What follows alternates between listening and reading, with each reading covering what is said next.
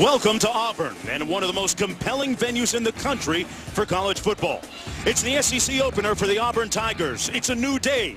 War Eagle.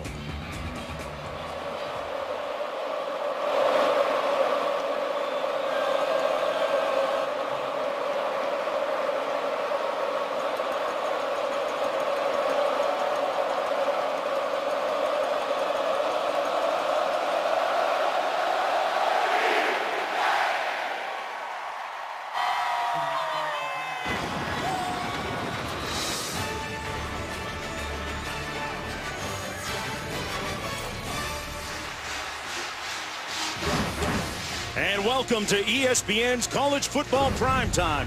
You're watching the SEC on ESPN. Tonight, the Mississippi State Bulldogs taking on the Auburn Tigers, the 87th meeting all-time between these two teams. From a sold-out Jordan-Hare Stadium in Auburn, Alabama, as we look at the series history, these two teams have played the last 6 years in a row to open their respective SEC conference play.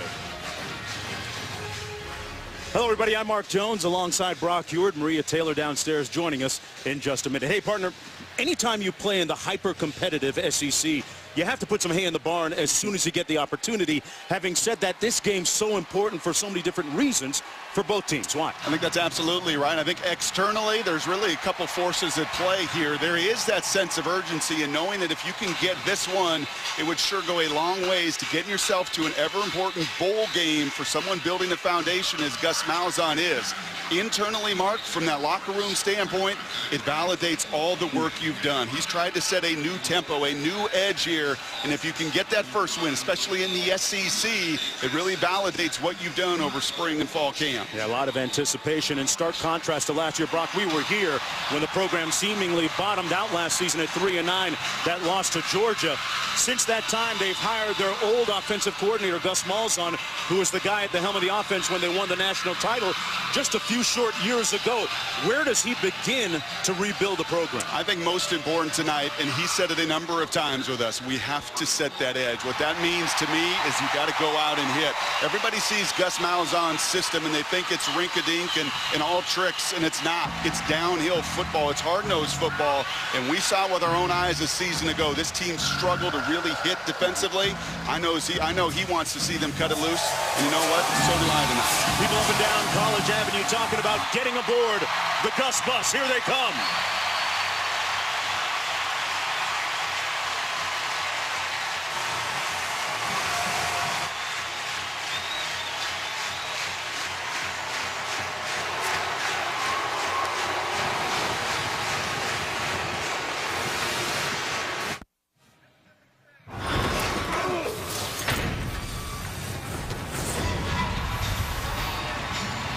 And welcome everyone back to Jordan-Hare Stadium in Auburn, Alabama, for this 87th edition of Mississippi State against Auburn. Head coach Dan Mullen, in his 5th year at the helm in Starkville, says he likes his team's unselfishness and consistency so far. This in light of the fact, Maria Taylor, they were missing 7 starters last week because of injuries. What's the story now? Well, you're right, Jonesy, and a lot of those in critical positions. The starting running back, Ladarius Perkins, was out with an ankle injury. He will return today and was full speed in warm-ups. Also, starting safety, Miko Whitley. He's going to return today, but all eyes have been on starting quarterback Tyler Russell, and bad news coming out of the Mississippi State locker room. Dan Mullen told me about 20 minutes before kick he is not cleared for contact. That means Dak Prescott will be shouldering the load today and starting for Mississippi State. That's a big change going into the SEC opener, guys. Yeah, it certainly is, Maria. Tyler Russell suffered a concussion in the season opener against Oklahoma State. Brock, how does that affect what the Bulldogs do here? Well, the good news is Dak Prescott got a game under his belt and a start a week ago against Alcorn State. And to be quite honest with you, I think in many ways, at least through the first couple weeks of this season, Dak's skill set fits this offense a little better. And what I mean by that is Dan Mullen knows outside on the perimeter, he's very raw, he's very inexperienced, and he's got to have a quarterback that can make some plays himself, and especially in the run game, to offset some of the deficiencies outside. So I'd expect to see Dak carrying the ball quite a bit tonight.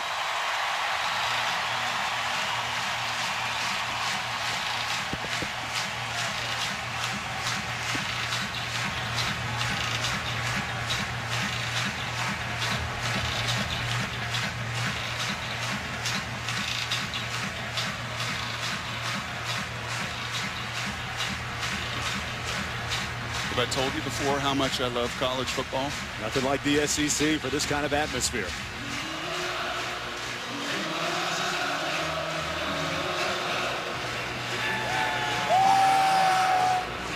Mississippi State winning the toss, deferring to the second half. Auburn receiving back deep. Quan Bray and Trey Mason.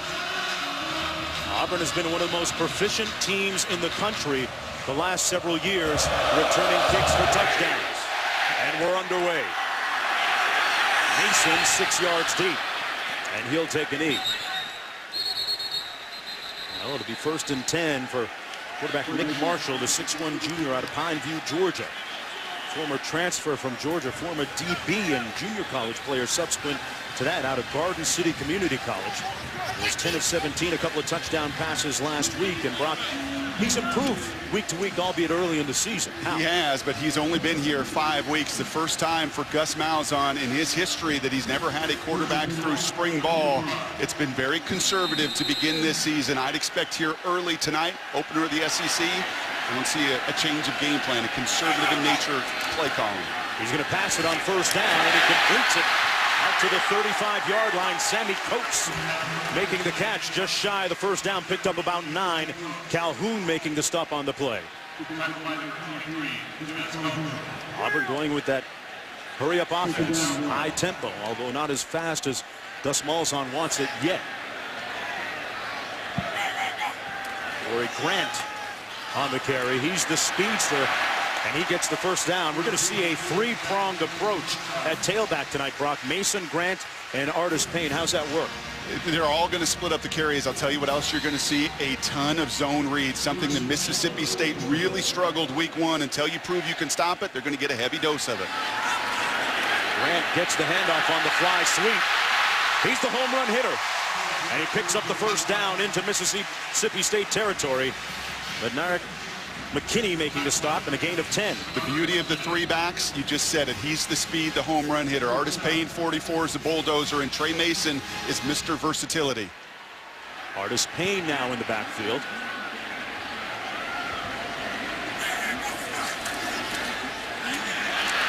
Pass complete. That's Lewis. Made 2 people miss and tiptoes out of bounds for the 1st down. Well, let's take a look at tonight's impact players, brought to you by Chick-fil-A. Keep an eye on number 35. He is the fullback, the lead blocker. So often he will take you to where the football is going. And defensively, the linebackers from Mississippi State, be it in the zone read, the short intermediate passes, they've got to be so active defensively.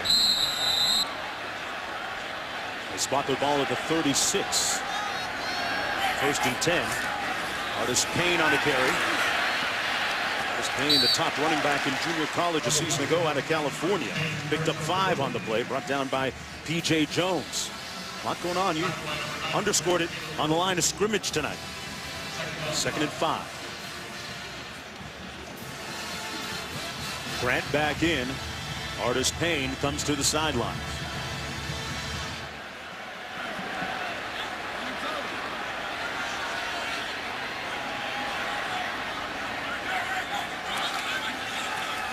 Pass complete to Davis, and Davis is brought down by Calhoun. No gain on the play. 2nd and 5. 3rd and 6 or less this season. Check that 3rd and 5. 3rd and 6 or less, 9 of 13, a really high percentage. This is where Gus Malzahn wants to keep the 3rd down situations. That's why the calls are going to be conservative in nature early.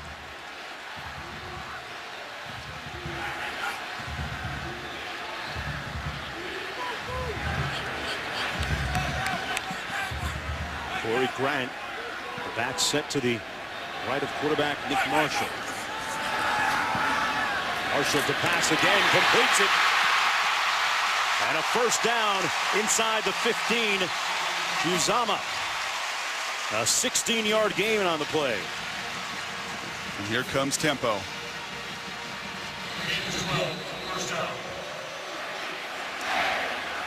We get a quick fumble. Loose. No signal yet. Mississippi State player right there. And it's recovered by Jefferson. Mississippi State football. Check that note. They're saying Auburn football. They got it back.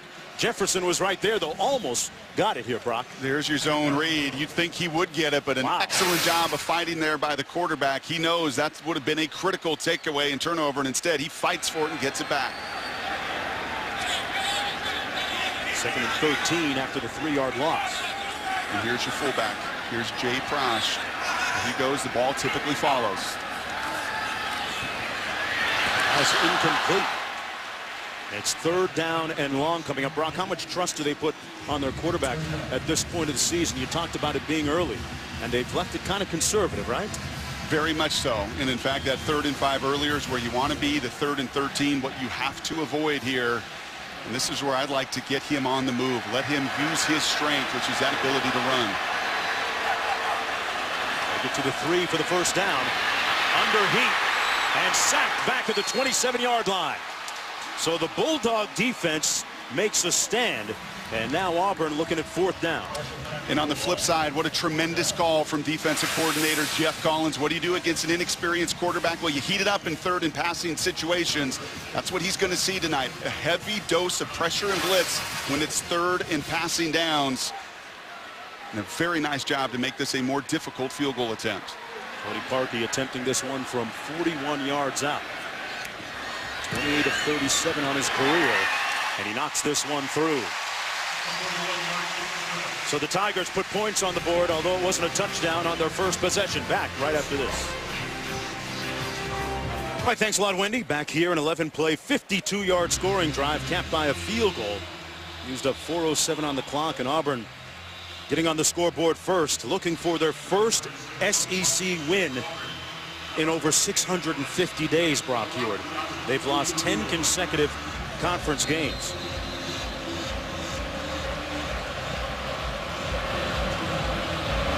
Robert Johnson and Jamion Lewis back deep, and this one's going to go through the end zone. Well, Tyler Russell, as you heard from Maria Taylor, not scheduled to start or play today. He's the usual starter, suffered a concussion in the first game against Oklahoma State. Thus, Dak Prescott, 6'2" sophomore, will get the start last week, throwing for 174 yards, a couple of touchdowns in that win against Auburn State. How is he different from Russell? More vocal, more animated, more athletic in their run game, but more limited as a passer than the 5th-year senior Russell. Perkins also back this week. He missed last week because of an ankle injury. He's in the backfield, number 27. And there's Prescott. Stopped up right around the line of scrimmage. No gain on the play. McKenzie making the stop. Prescott actually ran for the first touchdown of the game last week against Alcorn State. 2nd down and 10 coming up.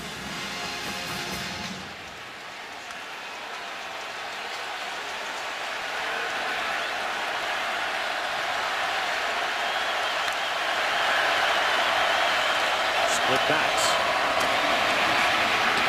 That's going to be Josh Robinson on the carry. Picks up about 4 on the play as we take a look at tonight's impact players, brought to you by Chick-fil-A. It will be imperative. Gabe Jackson's the best player on this Mississippi State team. He is their left guard. Imperative throughout the night that they create movement at the line of scrimmage, because if they don't, the zone read doesn't work. It puts more pressure on an inexperienced quarterback, and you get the 85,000 here going on passing situations.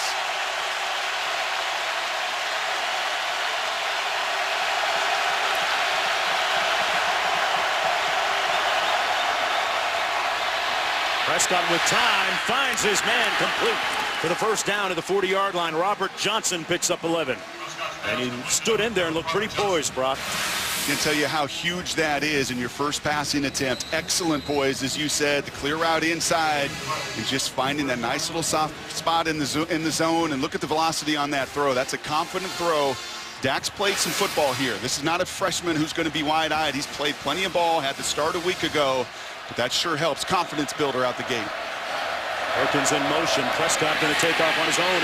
Looked like a designated run for the quarterback, and he makes the most of it into Auburn Tiger territory at about the 43-yard line. Mosley making the stop on the play. A very poised quarterback coming out of the gate here for the Bulldogs, picks up 16. And that's the element he brings. And in talking to the Auburn coaching staff, I think they expected the other. They expected Tyler Russell to go tonight, but they knew all along that Prescott would bring more of that dimension of the run, and they've got to prepare and play it better than they have here early. First down and 10. Prescott, quick three-step drop and completes it again down to the 35. That's Joe Morrow. This is a young receiving core.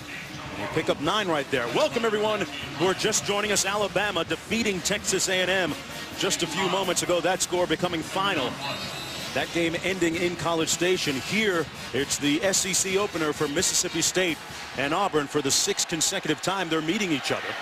Auburn took the ball in the opening series, drove it down the field, capped it with a field goal, and they lead 3-0. This is Mississippi State's first possession of the game offensively.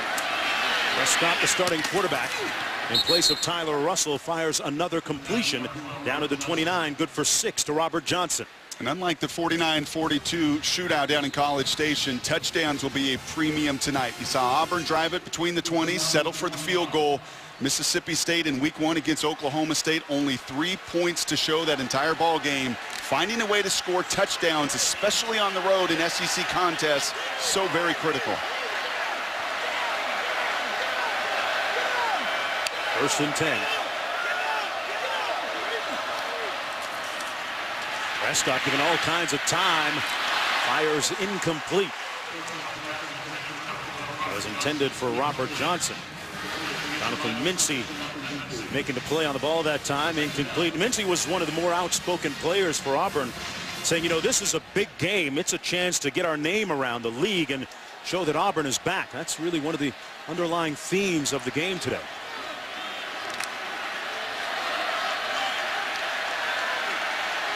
Second and 10. Watch the line of scrimmage and how much movement the Bulldogs can create.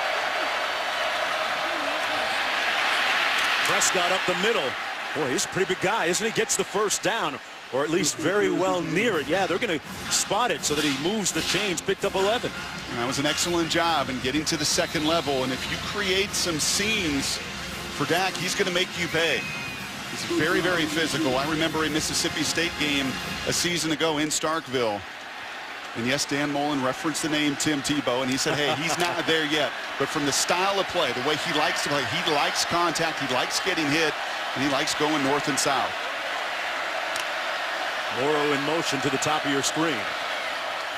Prescott takes a little counter step and is stopped up right near the line of scrimmage. You mentioned Dan Mullen and Tim Tebow in the same breath. Of course, he was the former offensive coordinator for Urban Meyer when Tebow was there.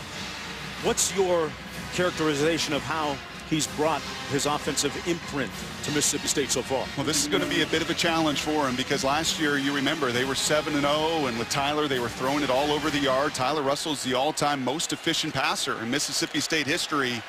But Prescott plays more to that style that you got so accustomed to in games with the big bruiser under center.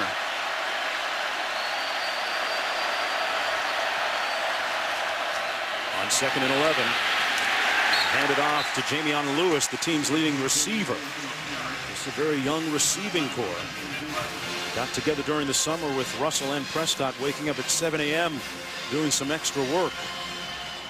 Third down coming up. 1 to go. And we saw defensively a blitz in a situation like this on an inexperienced quarterback trying to make that field goal more difficult. Will Ellis Johnson heat up the pocket here? 3rd and 10.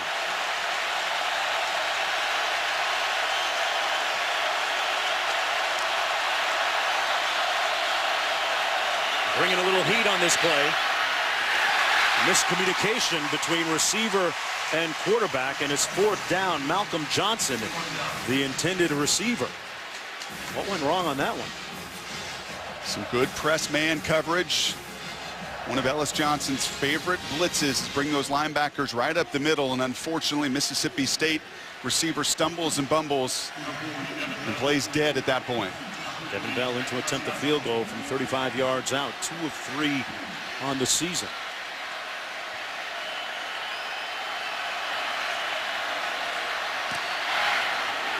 And he missed it. Pushed it to the right. What looked like a pretty impressive drive ends up with no points on the board when all is said and done. Just underway here in Auburn, Alabama. Conference opener for both teams. A game of inches, as always.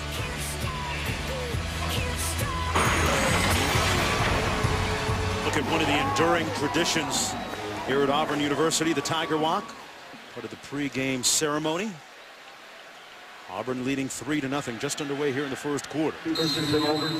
First and 10 for the Tigers from their own 20-yard line after that missed field goal from Mississippi State. Corey Grant in the backfield for the Tigers. Marshall completes it. Gray made one guy miss and picked up about 3.5 yards on the play. Second down and 7.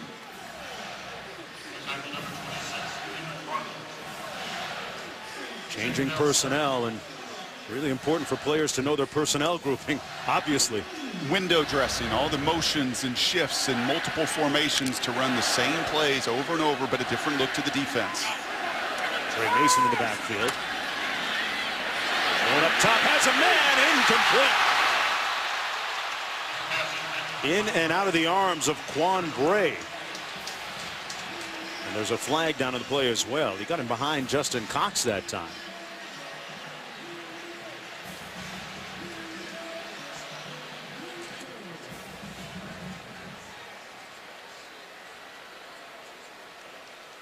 There is no questioning the arm strength of quarterback Nick Marshall. Talk about that as the day goes on.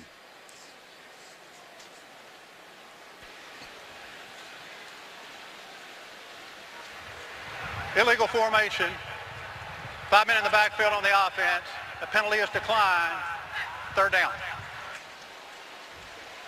Watch a young quarterback use his eyes here to affect the corner. He's going to actually pump Justin Cox. And that little movement right there in the eyes looking into the seam inside created the opportunity, and an excellent throw and a play there. You got to finish on the other end.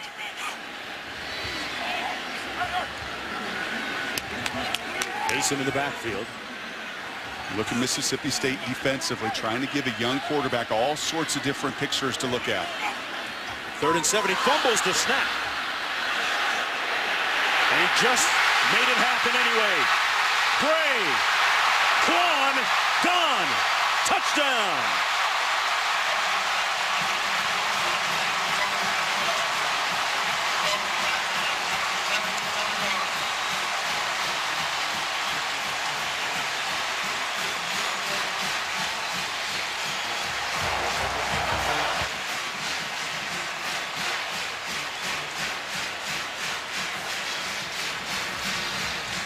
They're going to go for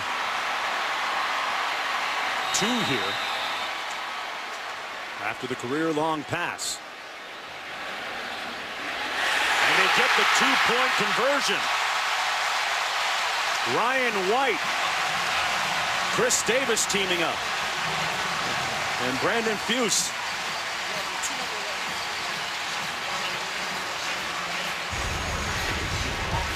One of the signatures of Gus Malzahn, the offensive creativity. Partner, if you tell me they drew it up with the fumble, I'm going to look at you cross-eyed. Tigers leading 11-0 when we come back.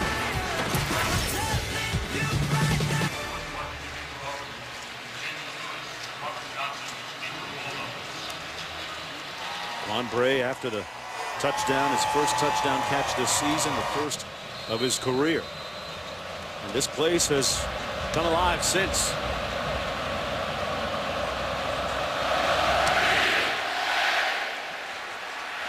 Once again out the back of the end zone. Mississippi State actually looked pretty good and proficient on their opening drive. It ended with the missed field goal, but Prescott seems to have found a pretty good rhythm so far. Brock Wide.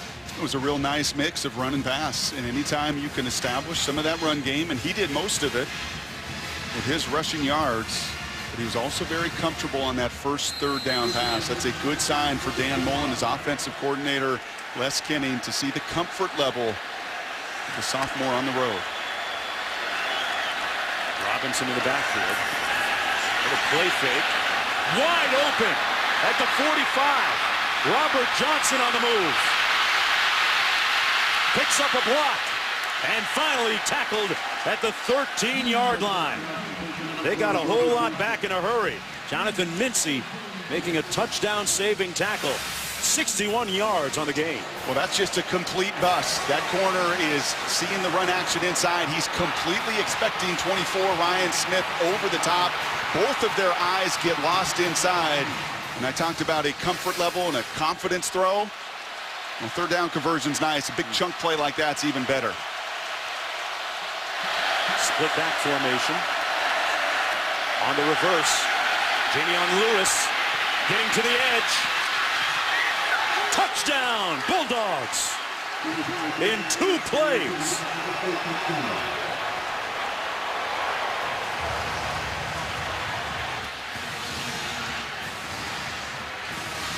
They strike with fury, covering 61 yards.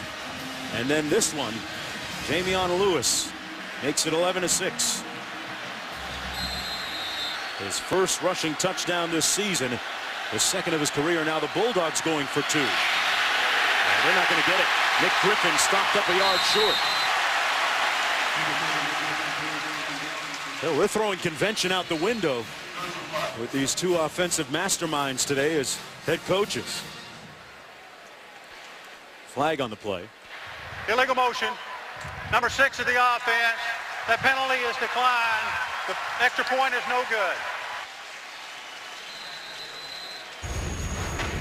Dan Mullen's team on the scoreboard after this nice run by Lewis. Back with more after this.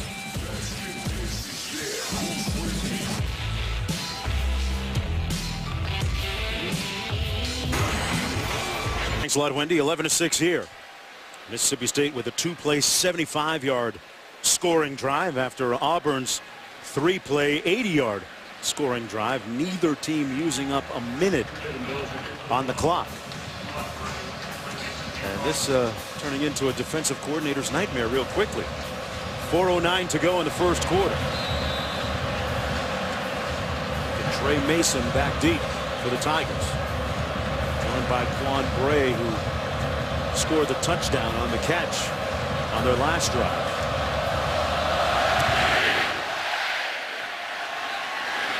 So it'll be Mason closest. And let's go back to that last scoring drive by Auburn. Brock, what was the key? Too many play callers out there don't take advantage of what Gus Malzahn often does, and that's go right back to the play. If you had success with it, even though you don't catch it, you know that you can go after Justin Cox on the outside. Back-to-back go routes. I know the fumbled snap certainly helped, but if it was effective the first time, and you'll see this throughout the evening, he's more than willing to get right back at the line of scrimmage and go at it. And you've got a corner that's run up and down the sidelines like Cox did, making his first start here. What a great call to go and attack him right again. First down and 10.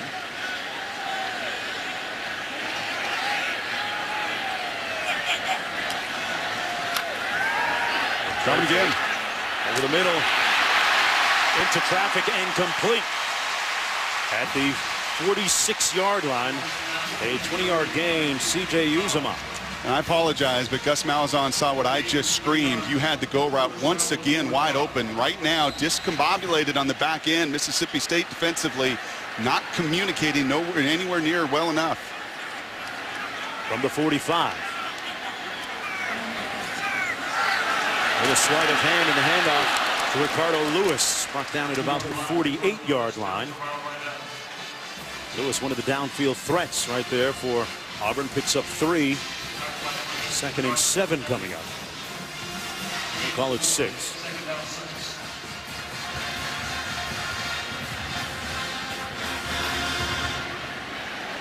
Corey Grant in the backfield.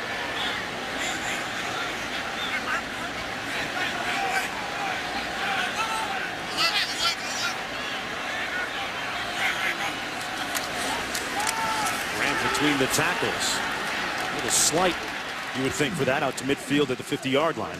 Brock, back to your point, what does it do to the defense when you go right back to a play that's worked previously? Well, especially on the outside, on the perimeter, I don't think people think nearly enough. It's just the fatigue level.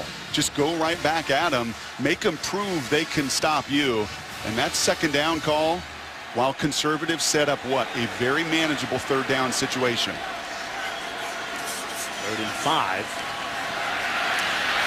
A great move by Marshall. This is where he can hurt you with his legs. And he picks up the first down, forced out of bounds at the 35.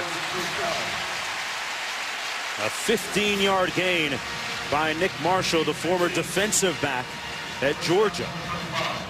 Played at Garden City Community College last year. Only been on campus for 5 weeks. Still becoming accustomed to the nuances of the offense. Trey Mason in behind him, a tailback. First down and 10.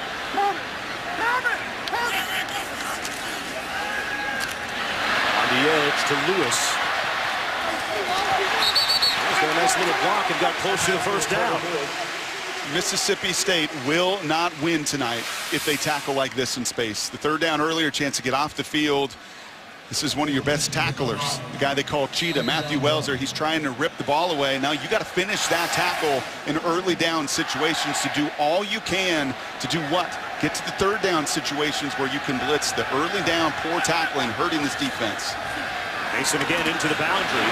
Made one tackler miss, picks up the first down, puts his head down and gets inside the 20. Mason picked up a little over 1,000 yards last year, got 7 on that carry.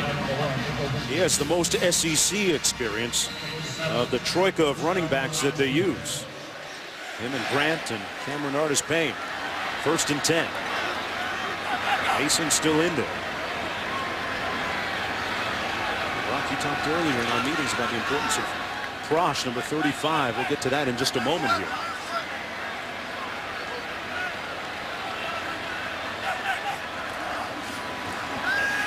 Mason again. Out of the 15-yard line. Jay Prosh, the senior 6-foot kind of fullback. What's his role in this offense? Everything. He pulls, he cuts down the backside like he does there in the zone blocking scheme. He is just an incredibly physical man that likes mixing it up. As we said in the open, Gus Malzahn trying to bring that edge back, and number 35 goes a long way to doing so. We got a little wildcat formation. The handoff to Grant. Couldn't get to the corner and brought down at the 12-yard line. The direct snap was not Nick Marshall that time. Picked up 4 on the play.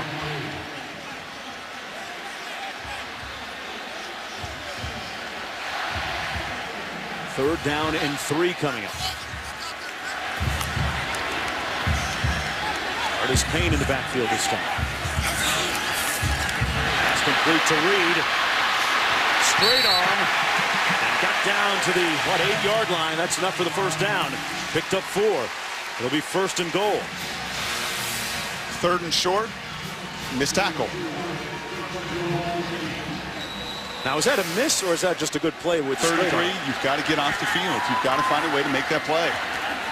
Well, there's a nice hit. Maybe a play too late on Artis-Payne. Autry, Danico Autry making the stop. And that's why he's a captain, and that's the difference. That's technique. That's putting your helmet right in his sternum. It's wrapping and it's driving him down. It's not reaching. It's not grabbing. Mississippi State got to clean it up defensively, Mark, especially on the road. They want to get that ever-important first SEC win.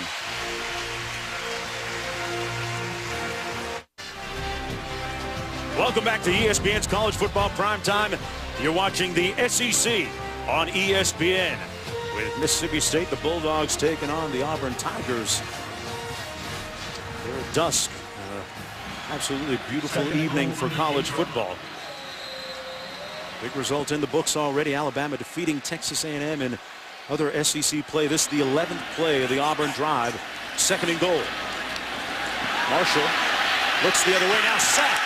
Back at the 14-yard line.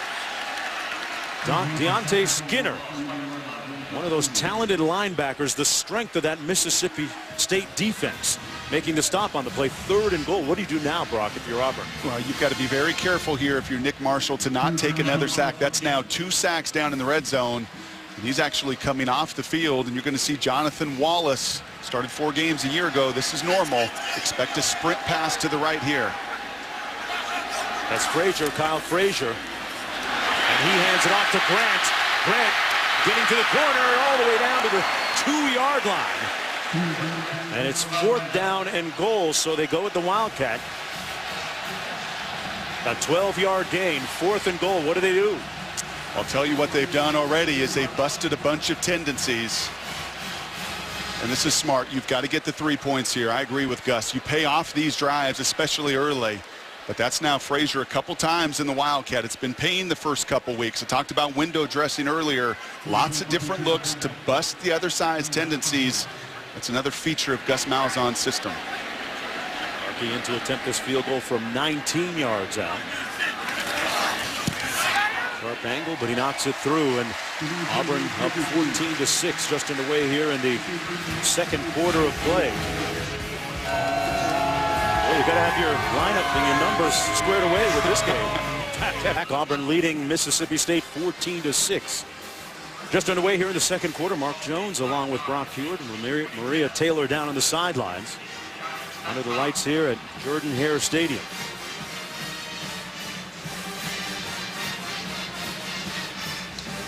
Three drives for Auburn, 3 scores. 8 points with a 2-point conversion, a couple field goals by Parkey. Nick Marshall off to a very nice start. Really good mix for Auburn offensively as well, runner pass. And now let's see if Mississippi State can answer. So very important when you go on the road to stay close.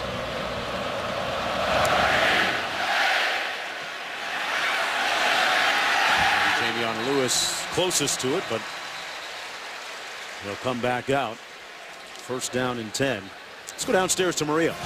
Guys, I've been watching the interactions between Nick Marshall and his coaching staff, and the first person that he talks to is Rhett Lashley, his actual offensive coordinator. You can tell that Gus Malzahn is a little bit of the bad cop, Lashley playing the good cop. He told us earlier in this week, and you can tell that Lashley's trying to keep him poised and very calm, talking to him and answering questions as this game progresses. Well, Maria, they said that he won the job with his poise, and he made plays and took care of the football. Ladarius Perkins in a tailback, but Prescott keeps himself out beyond the 30 to the 31-yard line. A pickup of 6 on the play. That zone read's been effective here. This is something that Tyler Russell really doesn't do at all within their system. And we talked earlier about the 2 quarterbacks who would go. Tyler Russell not cleared for contact tonight. And Dak Prescott is going to get plenty of contact through these 60 minutes. Single back set. It's Ladarius Perkins coming off that ankle injury against Oklahoma State. Prescott fires, and it's incomplete at the 47-yard line, intended for Robert Johnson.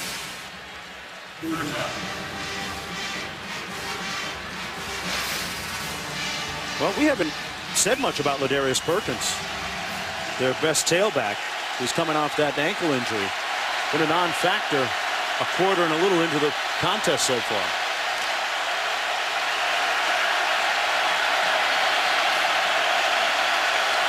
There he is, number 27. And here's the blitz look by Ellis Johnson. Let's see if he jumps out of the blitz look. A different picture for the young QB. On the option. That's going to be good enough for a first down. And good running that time by Perkins, who we were just alluding to.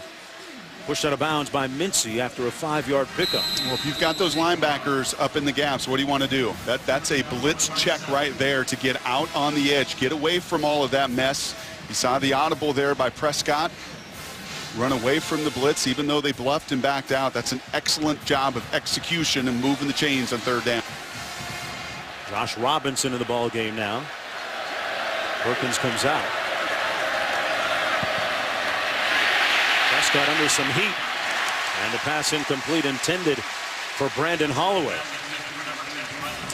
Hey, Brock, I want to ask you something about Mississippi State. Number 32 for the Bulldogs, Ashton Shumpert, a true freshman, was really impressive last week in their win against Alcorn State. So far, no sign of him. Your thoughts? And he actually just comes in the game. We're going to see, I think, a bunch of personnel from both sides here, still learning what you have. For Dan Mullen, even though this is year 5, he's got a lot of young people he's figuring out. And for Gus and their staff, year number 1, playing lots of personnel on both sides of the ball. Shumpert fumbles it. The freshman put it on the ground. Didn't seem to be a clean exchange. Robinson was there, couldn't handle the handoff. And a fumble, third down coming up. Yeah, the two tailbacks. You brought the freshman in as well. And you just cannot have indecision. You got to put that ball right in the belly, and you got to leave it there. In between is death in the zone read. Perkins back in.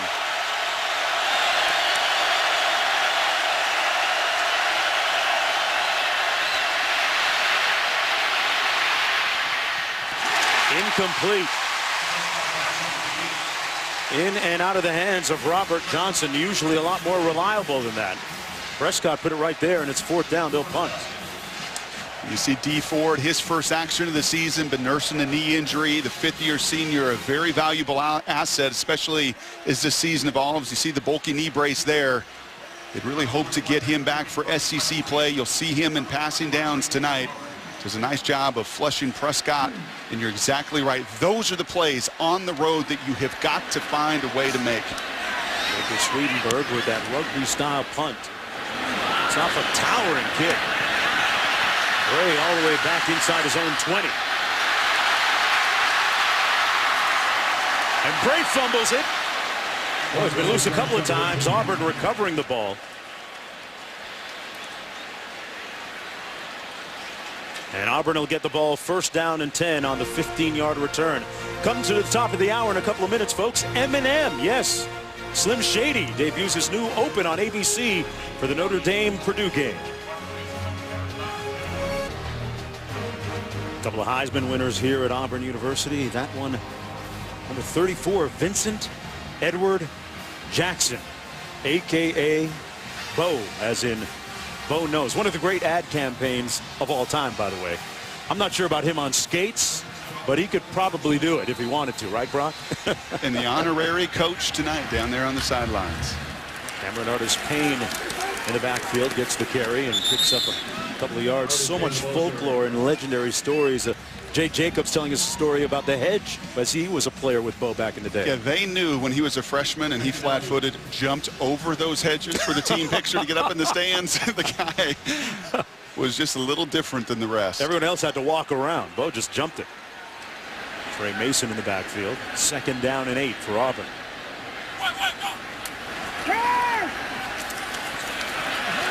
Looking downfield. Incomplete, in and out of the hands of Ricardo Lewis.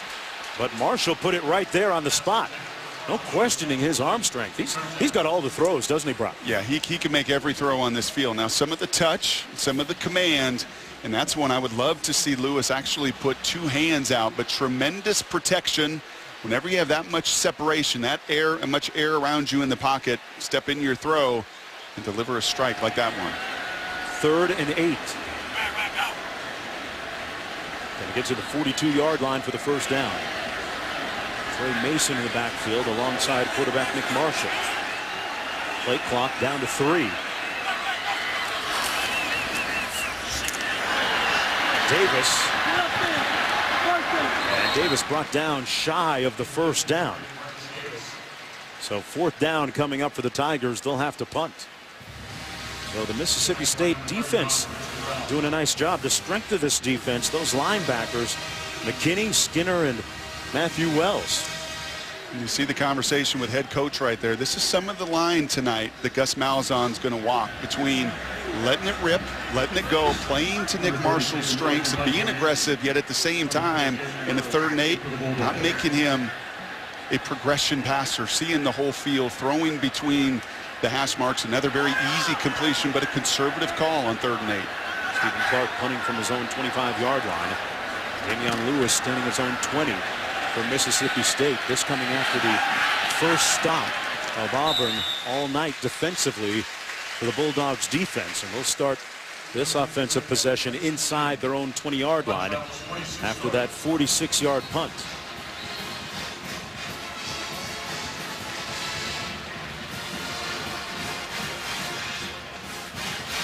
There's a flag down on the play.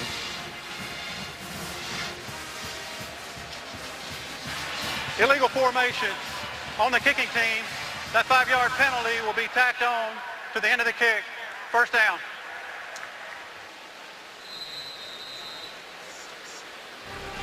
Well, We'll tack a few more yards on in the Bulldogs' favor, and we'll come back on the other side of this. First down and 10 for Mississippi State. Derek Milton, who had a couple of touchdowns against Alcorn State last week in the backfield alongside quarterback Dak Prescott. If you're just joining us, Tyler Russell, the usual starter, suffered a concussion first game of the season 2 games ago against Oklahoma State. Not expected to play tonight. This is Milton, and he picks up a couple yards as we go downstairs to Maria. Yeah, guys, this Mississippi State offense is trying to work out the kinks. You see Dak Prescott was working with his running back Josh Robinson on the handoff and just practicing with the ball, what it's going to look like, what it should feel like. They also talked about it. We're really communicating on the sidelines, trying to get it right in this series. Well, you can tell right there, that shot is, hey, when you feel the pressure, and I'll keep it there in your belly, but you feel that pressure, you take it. If not, I'm going to yank it, and I'm going to keep it, as he has pretty successfully in that zone read tonight. On 2nd and 7. Prescott fires a strike complete at the 34-yard line. Joe Morrow making the catch, picks up 10, working against Ryan White. And it's first down and 10 for the Bulldogs. Dan Mullen said there was no panic on the part of the coaches when Dak Prescott came in the game in the 4th quarter against Oklahoma State when Russell suffered his injury, or last week against Alcorn State. He's acquitted himself very well.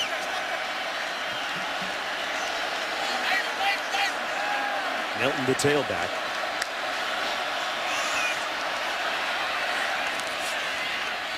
Prescott was all day and broken up nicely at the 39-yard line.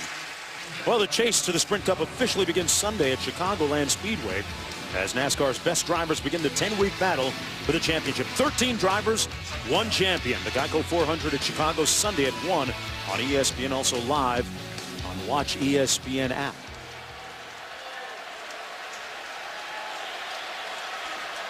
On 2nd down and 10, Prescott has missed on 6 of his last 8 passes. Has time, open down the seam and incomplete. They're going to say no whistle, incomplete. It was intended for the tight end, Brandon Hill. But Jermaine Whitehead made a nice hit to shake it loose. Inches away too many times tonight. And the throw may be just a little behind, but he's actually trying to protect his tight end away from the contact with Whitehead.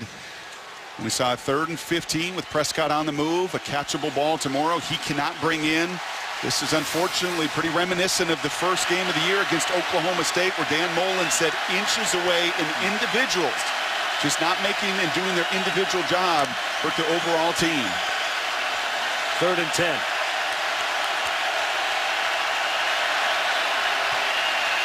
Little heat, they set up the screen. This is Perkins, and he's got a little bit of room.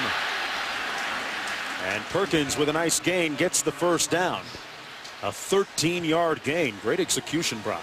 And I love that call on 3rd down. I love the 2nd down call. 2nd and 10 is usually a heavy run down.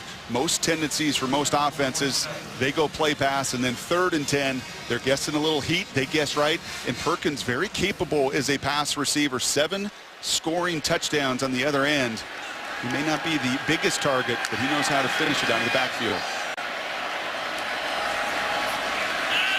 Prescott pulls it out of the fullback's belly and fires a strike downfield to the 19-yard line.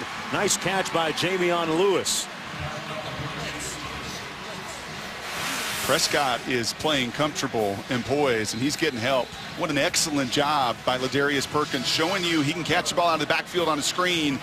And then that powerful little frame at 5'9" and 200 pounds, digging in on the inside rush, allowing Prescott to step up. I'm really liking the mix of run-pass right now and the aggressiveness of Mississippi State offensively.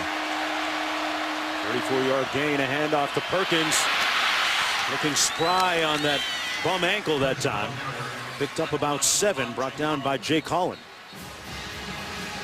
2nd and about 3 to go. You get a defense on their heels, Mark, when you have that kind of balance, when they don't know what's coming, when you're not one-dimensional. What have we seen? Some quick passes, some screens, some shots down the field. Dan Mullen is right. If Dak was going to play, you would not see a limited playbook, and we haven't in this first half. Perkins in the backfield. 2 on the play clock, and they're going to call a timeout.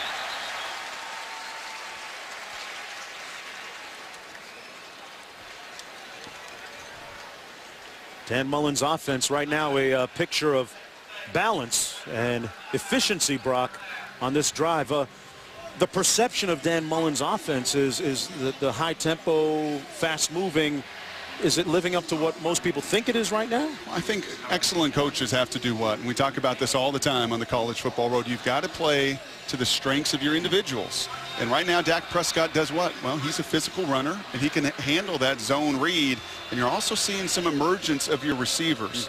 It will be so critical for them this season. If they're going to get to a bowl game and get to 7 wins, those people on the perimeter have got to play a whole lot better than they did the first couple weeks. Yeah, this is a team still looking for its identity. When we had a chance to meet with them a little bit earlier this week, they talked about still finding out who they are and who the leaders on this team are. And isn't it really identity for both these teams tonight? And we talked about the sense of urgency, and you're seeing it played out. Is it sloppy at times?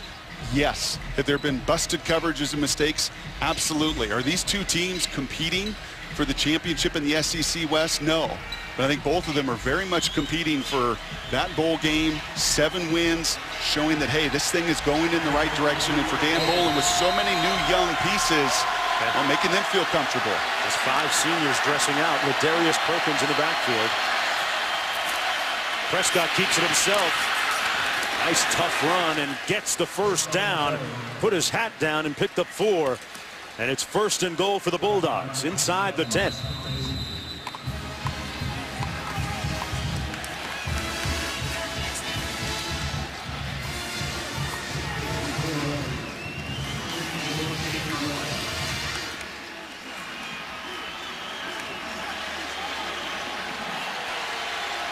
Ninth play of the drive.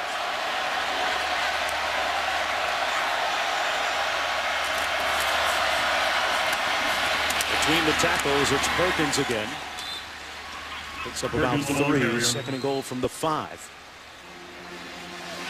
He's a tough target to find, isn't he? You can see him there amongst his linemen. This is a big offensive line. 6'7", 310, 6'4", 305, 6'4", 305, 6'7", 310. Both tackles, enormous guys. And number 61 right there, arguably their best player, Gabe Jackson.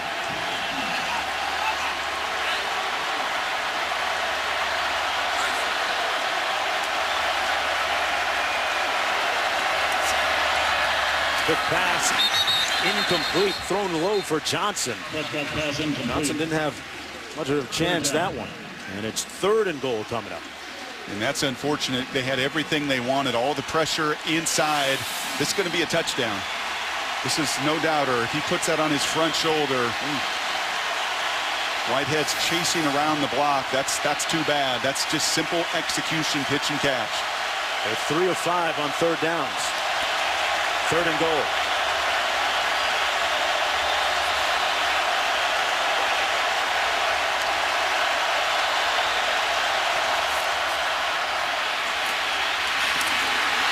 Touchdown Bulldogs. Dak Prescott kept it himself and took it in for the score. His 2nd rushing touchdown of the season, the 6th of his career, and he's taken the reins of this offense with a lot of authority. This offensive line's doing a nice job of getting a helmet on a helmet, and Dak makes one guy miss, no hesitation into the end zone. And they're going for the 2. It's all based on the numbers and the look right there, and this is wise. There is no reason whatsoever in the first half of the game to chase points. They're going to change it up and kick the extra point. Devin Bell.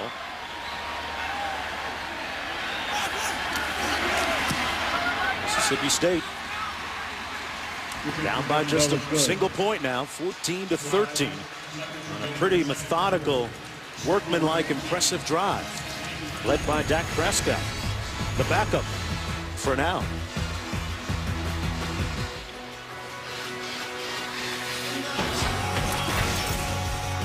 See? In the venues, especially on nights like this, they're just There's just no place better as a whole and as a group.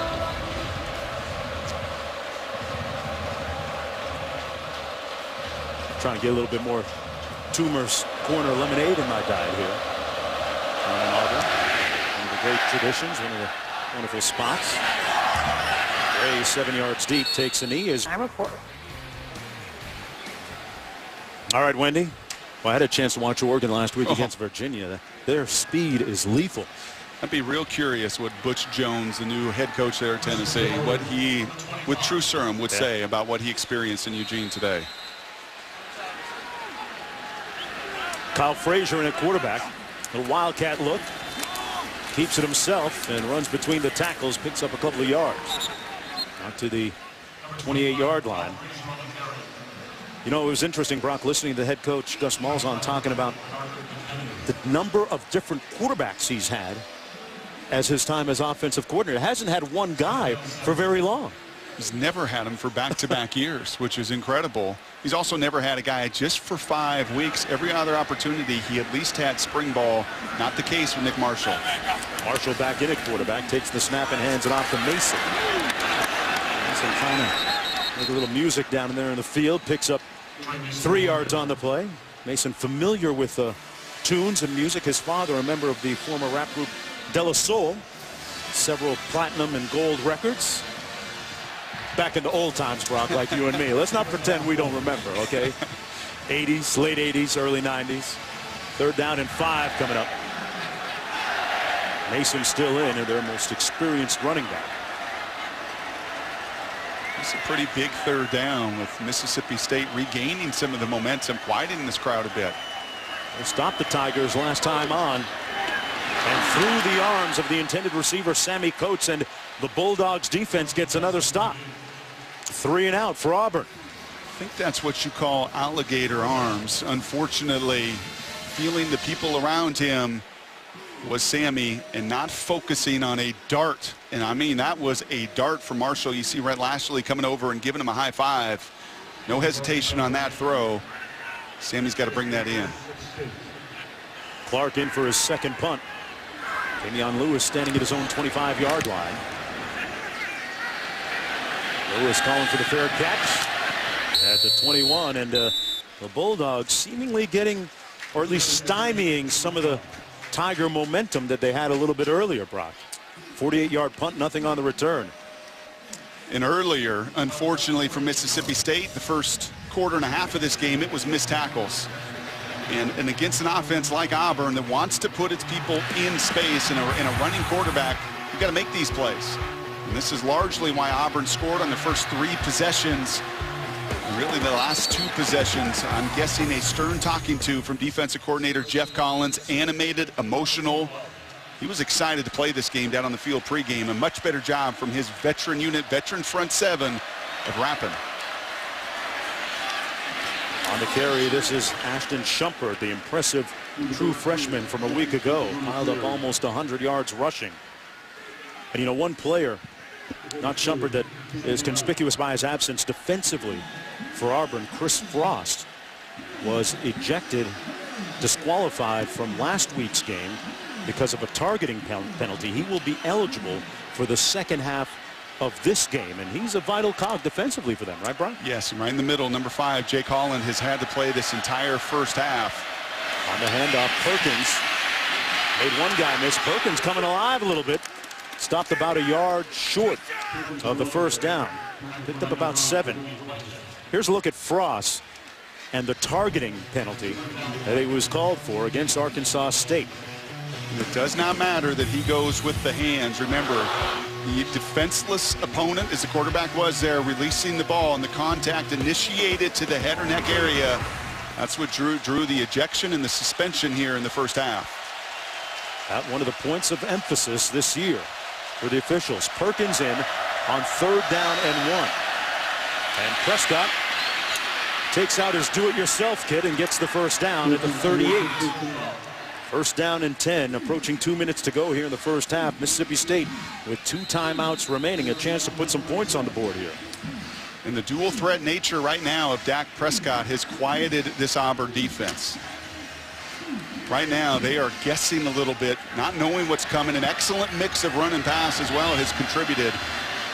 49 yards rushing so far on 8 carries.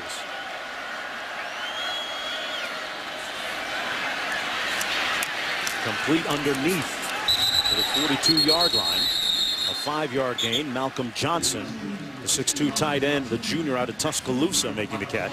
You got to start paying attention to that clock, and you see the urgency here pick up for Mississippi State. They've got a couple timeouts, but just 1:30 left.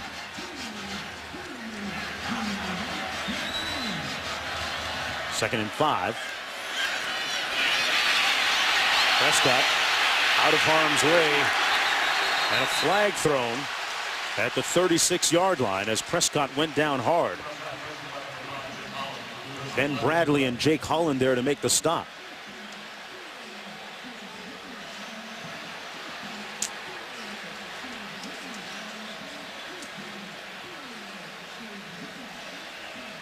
You want 3rd and 7 or 2nd and 17? Holding. Number 27, offense. 10-yard penalty from the previous spot. Remains 2nd down. Perkins the perpetrator that time. Well, they say that Devin Bell can kick it from about 55, maybe a little more than 55 actually. Coach Mullen said he'd give him a shot from 65. If it's at the end of the half, well, all bets might be off at that point. But still 1:21 to go. Trying to get into field goal range at least. Josh Robinson in the backfield. Brandon Hill sets. Pass complete to Morrow. And Morrow brought down to the 35. It's going to be 3rd and long. Use a timeout if you're Gus Malzahn here. We've seen this situations a few times today. In fact, that Texas A&M and Alabama game, UCLA, Nebraska before the end of half. And I think Gus Malzahn, like those coaches in that game as well, looking across the sidelines to see what Dan Mullen's going to do here. If he has a more experienced quarterback, if that playbook is a little bit deeper, I bet in the years to come, this is going to be a timeout for the offensive mind. But not the case here. Baby steps at the beginning of their building the foundation of their program. On 3rd and 12. Handoff is to Robinson into boundary, brought down. Gain of about 1 on the play. 4th down coming up. The Bulldogs will have to punt. 28 seconds to go.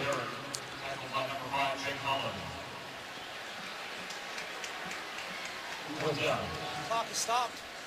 And a timeout called by Auburn as they burn one of their 3 remaining. 28 seconds to go. Auburn looking at 4th down. Mississippi State getting the stop.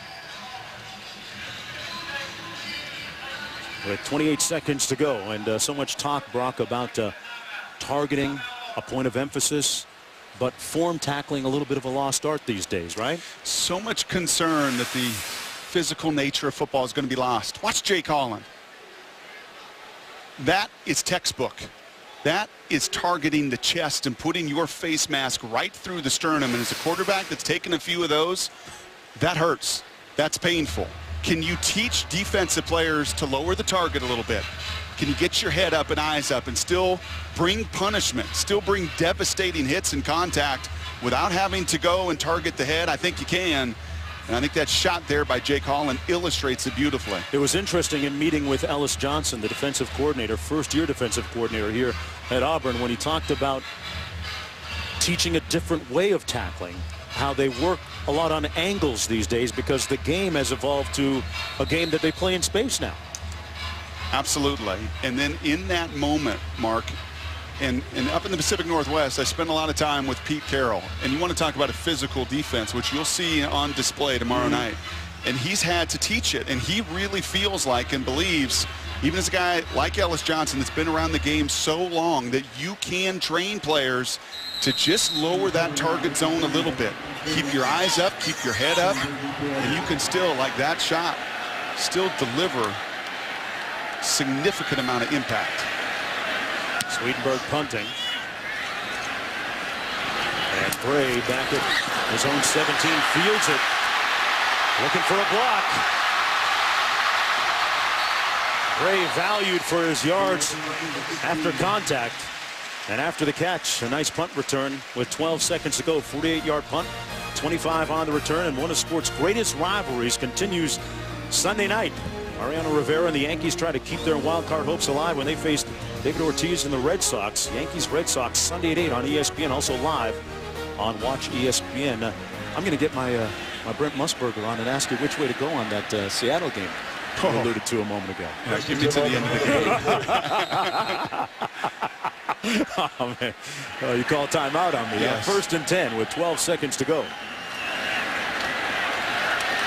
Marshall has the arm strength to get it downfield. That one out of bounds, though. With 3 seconds to go.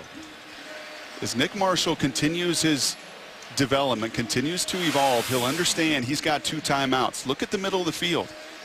Mississippi State's going to give you that in route right there. Look at those receivers right between the hashes. He's got a shot to set his feet, deliver one of those ropes, take the timeout, and get into field goal range. No need for the desperation throw there. This will be the last play. Down at the 10 and intercepted at the 11-yard line by the Bulldogs. Whitley. And Whitley takes it to the 41. 30 minutes in the books, and Auburn looking for its 5th win in the last 6 games against Mississippi State to begin their SEC schedule. Let's go downstairs to Maria. Coach, you guys scored on the first 3 possessions. What made your offense so effective to start the game? Well, we had a little momentum, got a couple big plays. You know, we're not putting any drives together, getting first downs. We got to run the football better, and then on 3rd downs, we got to convert. What effect is the dual threat nature of Dak Prescott, Mississippi State's quarterback, having on your defense's efficiency? Well, they're doing a good job. They're a good offense, doing a good job, and you know, we'll make some adjustments at halftime. All right, thanks, guys. Thank you. All right, Maria, at half, Auburn leading 14-13. Right now, we're going to go back to the studio. Wendy Nix and the gang for the Outback Steakhouse halftime report. Wendy, the operative words at Auburn, work in. The greatest part about coaching the SEC is you're going against the best every week, and that's what you coach for, and I feel very blessed to be a part. When people see us on film, they should see our guys playing extremely hard, playing together, you know, that playing good, hard-nosed football with great discipline and great success. I coach because I love kids. You know, I'm an old high school football coach. I love the game of football. I love setting goals and watching guys achieve them.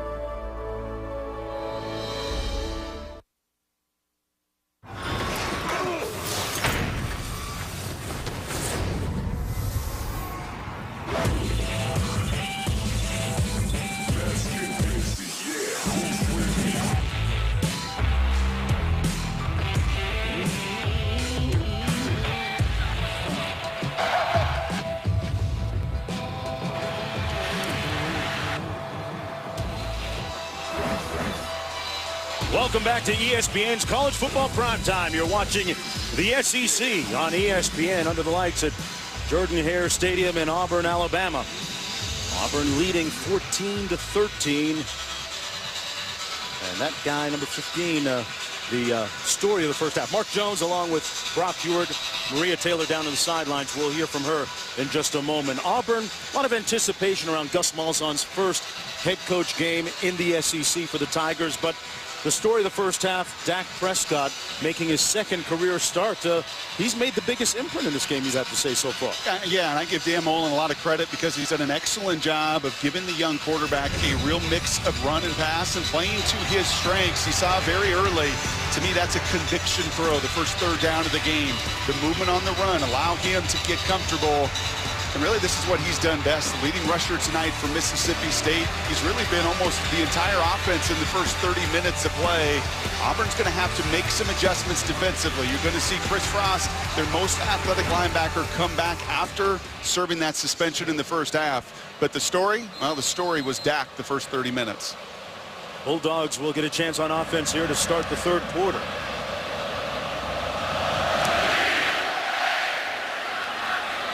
Lewis watches it back through the end zone. Watches it bounce to the back of the end zone. We go down to Maria on the sideline. Well, guys, according to Dan Mullen, it's all about open field tackling. There's nothing schematically wrong with his defense. He says it's all fundamentals. They're not taking the right angles to the ball, and he said it did improve in the first half, but he's looking and pushing even more. And in the locker room, that was the biggest focus that he had for the defense, and something that he believes is going to make a difference in this game. Well, they've slowed down that Auburn Tiger offense after the opening scoring drive. It's the Bulldog offense on the field right now. Perkins in the backfield behind quarterback Dak Prescott. All day to throw it. Incomplete near midfield. Intended for Jamion Lewis. Well, we talked about him having a major imprint on the first half. Statistically, 83% of their total offense. So dual threat quarterbacks provide you. And think of this system through the years. Think of the Tim Tebow's. When you've got that running quarterback, and that's not Tyler Russell's strength. He's not a runner. He's a thrower. And if Dak can continue to push the ball down the field and throw as efficiently as he did in the first half, it may be tough to unseat him down the road. 2nd and 10. Prescott all day again. This time finds the man that he was looking for last time. Lewis makes the catch, working against Ryan Smith, and picks up 20 yards. Look at the amount of air. I commented on this earlier with Auburn's offensive line. Look at the amount of space between quarterback and the nearest defensive lineman. That's unacceptable defensively rushing for, and that's a job really well done with an offensive line. That's 7-on-7. That's pitch and catch. You don't even feel anybody around you. Lets you plant your feet and fire away. Prescott hands it off to Perkins. That time a good stick at the 41-yard line. Robinson Therese, a loss of 3 on the play. When you take a proper angle, look what you can do. You can bring the full force with you. Dan Mullen wants those angles on his side of the ball, and that's teaching tape. He bends, he fires, he wraps, he finishes. Well done for, as you see there, SEC Defensive Player of the Week, the first week of the season against Wazoo with those 2 picks. 2nd and 13. Prescott going to take off on a quarterback draw. Got the first down and then some. What a run. Prescott pushed out of bounds at the 5-yard line. 1st and goal. Josh Robinson sprung him loose on the 53-yard run. Watch the lead block. Doesn't get any better than that. And we talked about that lack of pass rush. You want to know one of the reasons why? Because this kid's got nearly 100 yards on the ground, and when you have that threat coming at you, it gets the defense on their heels. We've seen it too much from Auburn tonight. They're going to mark it at the 11-yard line. Prescott keeps it. Straight arm, reaches for the pylon. No signal yet, out of bounds, just shy of the end zone. Jermaine Whitfield pushed him out of bounds. It'll be 2nd and goal. And it's just the element that he brings. A lot of conversation going into this game. Would Tyler Russell be available? Would he be cleared to play? Dan Mullen saying right before the game, well, he was not cleared for contact. And right now, hands on hips, an Auburn defense that is reeling, and a quarterback that's feeling much too good about himself. You want to know what you do against a kid coming into this venue, making this kind of start? You make him uncomfortable. And Prescott anything but here into the 2nd half. 2nd and 1, making it to 1 to get a first down. Prescott gets the touchdown. Bulldogs with the lead.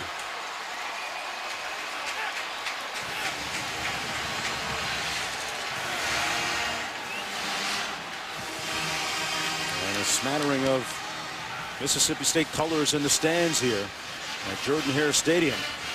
Up on their feet as they're going to go for 2 here. Another one of those funky formations. And now they're going to kick the extra point. Evan Bell. Dak Prescott is the holder. So they've got to beware at all times.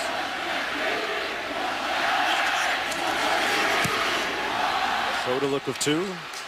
Get 1. And Mississippi State leading by 6. They make a statement here to open the 3rd quarter of play. Both these teams trying to get a leg up in their first SEC game of the year.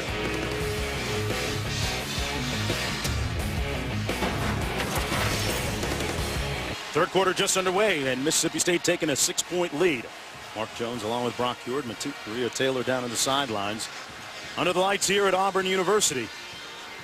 It's the SEC on ESPN, and another fantastic night for college football.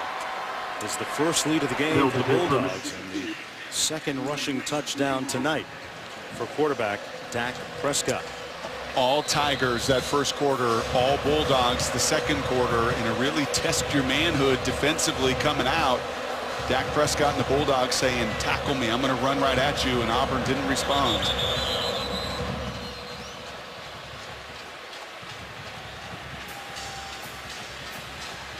Boy, if nothing else, you know, we've alluded to it a couple of times tonight. Mississippi State looks like they might have a couple of options moving forward at the quarterbacking position. Oh, there's no might. You can take the might out of that. Now, what it's going to look like throughout the rest of the season, he's going to be an option. He was already an option because of how he complemented Tyler Russell. But with the rest of the speed players learning and growing and coming, well, he gives you a chance right away to make an impact. Mason coming out of the end zone and stopped up just beyond the 10-yard line as we take a look at our FaceTime profile brought to you by Edward Jones. It is Caleb Ewells, an amazing young man out of Yazoo City, Mississippi. And if you Google his name, folks, there's an amazing story, really symbolic of the type of young man that Dan Mullen is trying to recruit to Mississippi State. 3 years ago, on a school bus ride, his senior year of high school, there was a young teenager, a girl, that had brought a firearm onto the bus. And Ewells, using several different methods, disarmed her, overpowering her at one point, and virtually saving an entire school bus filled with children on their way to school. Great story. Mason making the catch. Actually, that's Lewis. 12-yard gain on the play. There's a look at the young man, Caleb Ewells.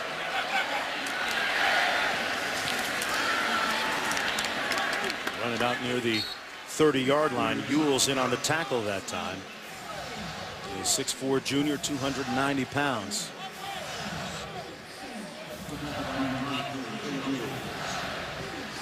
Brock, we said at the top of the show that the linebackers for the Bulldogs were the strength. You see them playing much of a role in this game so far? Well, with a lot of the quick passing, a lot of the exterior run or outside run, not quite as much, but the guys up front are holding their own. Off the fake.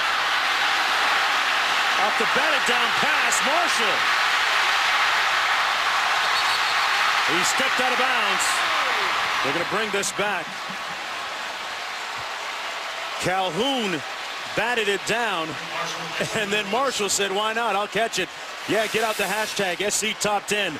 This will end up on the play tonight. Most quarterback coaches teach you right there to knock the ball down. Not when you're a converted DB, not when your strength is your athleticism. A couple busted plays have been the biggest plays for Auburn here. A 38-yard gain. Mason on the handoff.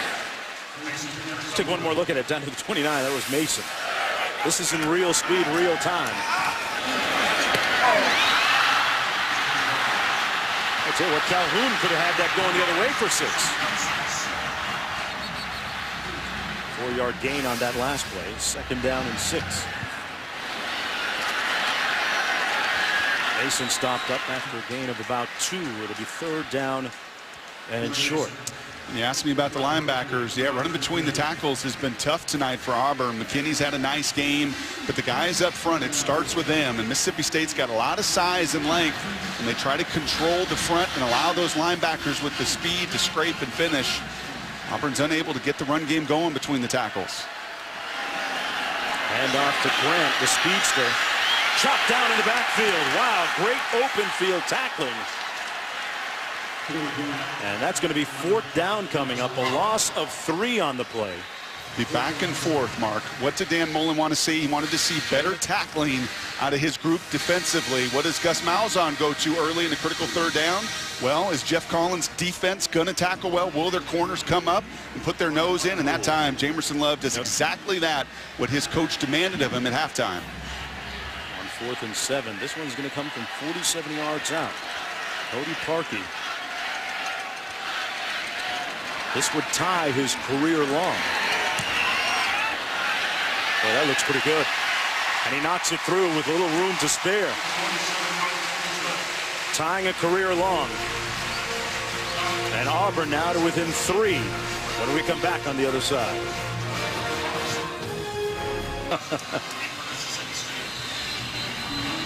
Adjustment time for Ellis Johnson and his defense right now. This quarterback run is really putting the hurt on the Tigers here. Last 2 quarters of play, you get an extra defender in there. You force Mississippi State to throw the ball to beat you. Because right now the legs of Dak Prescott have been the difference.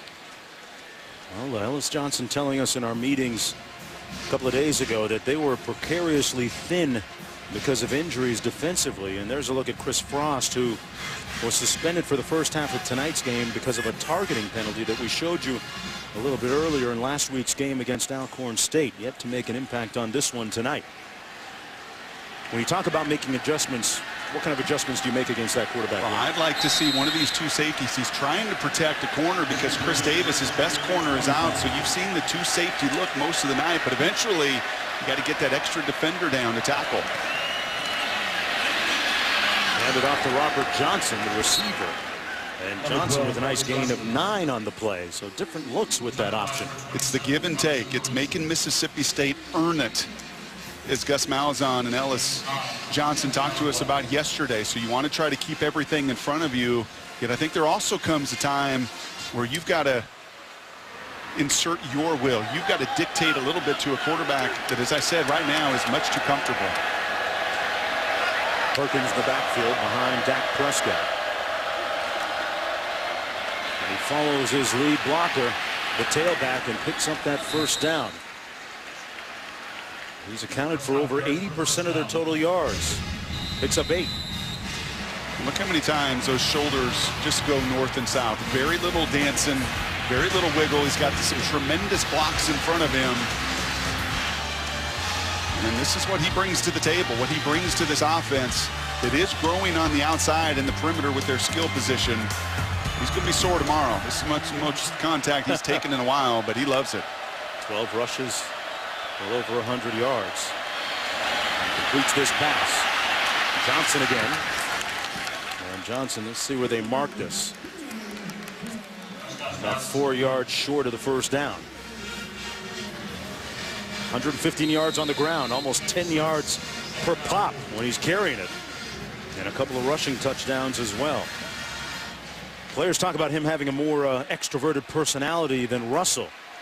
One player quoted as saying, you know, Dak makes you migrate towards him. He's just got that energy, and he's infused it into this offense tonight. 2nd and 3. Hands it off, and Perkins gets back to the line of scrimmage. No gain on the play. It'll be 3rd down and 3 coming up. And we're only halfway through the 3rd quarter, but this becomes, with the different momentum and the back and forth with 2 teams that really feel the sense of urgency, this becomes a pretty significant 3rd down. And it's very clear when they're in that down and distance, it gives them the mix and the balance. They've been effective this evening.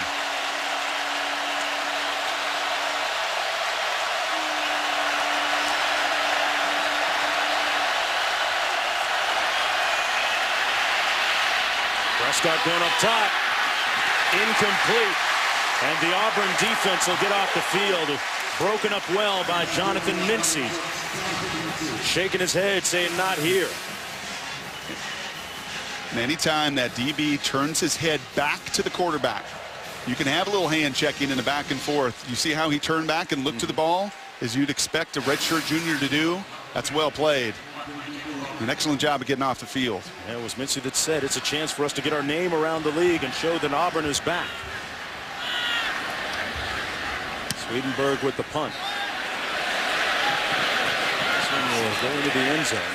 Mississippi State last year was one of the top teams, #1 in the nation, in fact, in the net punting game.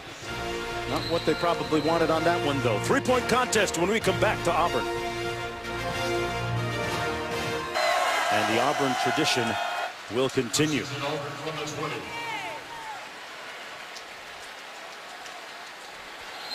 Not quite the same without them. First down and 10 for the Tigers.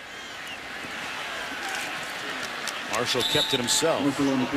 Brought down to the play by Preston Smith. What do you make of the way that Nick Marshall has done so far in game 3? It's been steady, and he's avoided the critical mistake, but give Mississippi State a lot of credit. They have stalled those drives because they've taken away that initial run. Exactly what Gus Malzahn said to Maria going in. You've got to get production in the early downs. Fires incomplete, flag thrown. The pass intended for C.J. Uzama. Dante Skinner broke it up.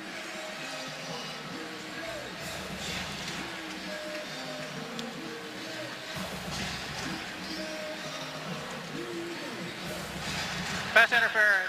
Number 11 in the defense. Ball be placed at the spot of the foul and includes an automatic first down. Skinner's a big man at 250 pounds, and I think there's just a little bit of too much contact early, the arm around. He's our top tackler, had that interception last week in the first series against Alcorn State. Trey Mason in the backfield along with Jay Prosh.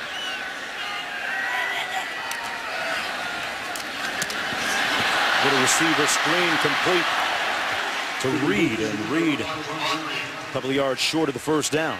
This is where you get the tempo going. If you watch college football in this day and age and all the up-tempo teams, you start to figure out really quickly when it stalls out is when you don't have success on those early downs. You get into these 2nd and 2, you start moving the chains. That's when you really establish that tempo and momentum.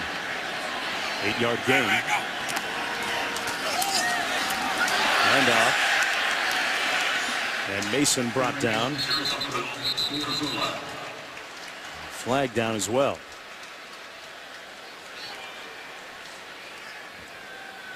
Chris Jones making the tackle. Chris Jones and P.J. Jones, who started for him tonight, grew up about 25 miles from each other.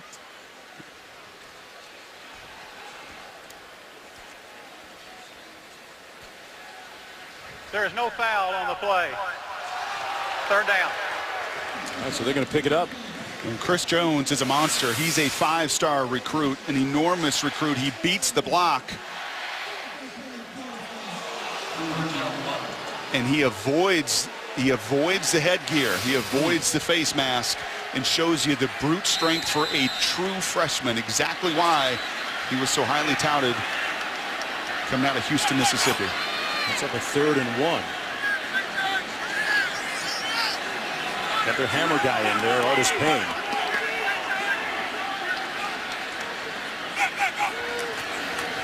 They give him the ball. I'm not sure that he got it. Maybe on a late push. Let's see where they spot it. If he got it, he didn't get it by much. Artis Payne, the biggest of those 3 backs. Mason, Grant, and Artis Payne. They spot it right on that first down line. Of course, the line still an approximation, not entirely exact. It's one of the big misperceptions about Gus Malzahn. In 7 years of coaching, he's had 9 1,000-yard rushers. When he tells you we have to run the ball to win, well, the recipe has paid dividends everywhere he's been. And when they cannot run the ball, that's when they've had the biggest amount of trouble. Well, they got the first down, Brock. You talk about running the ball. So far, the ratio of run to pass has been 70-30 coming into the game tonight. They show that they can play a little smash ball and do it that way when they absolutely have to. 1st and 10. Artis Payne still in the game.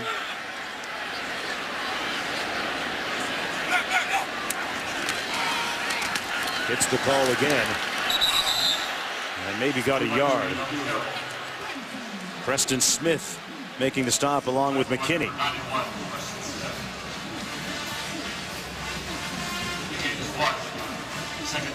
And less than 3 yards a carry, it's not going to be good enough. Not when that sets the table for the play pass, not when that makes your young quarterback comfortable. That is why Mississippi State has been so effective over the last 30 minutes of play.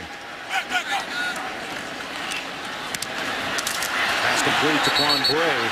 And no run after catch that time. Justin Cox making a nice tackle. They set up a 3rd down and long. And these are the situations they want to avoid. This is an excellent play. We pointed out Jay Prosh earlier. He's really been a non-factor tonight. And Justin Cox can see the sledgehammer coming at him. He ducks underneath him and finishes the tackle. 3rd and 9, been a problem area all season for the Tigers. Marshall gets rid of it quickly. Mason made a nice move. Did it on his own. Fumbled it. Bulldogs appear to have recovered. They have. Mississippi State football. Preston Smith made the hit that jarred the ball loose.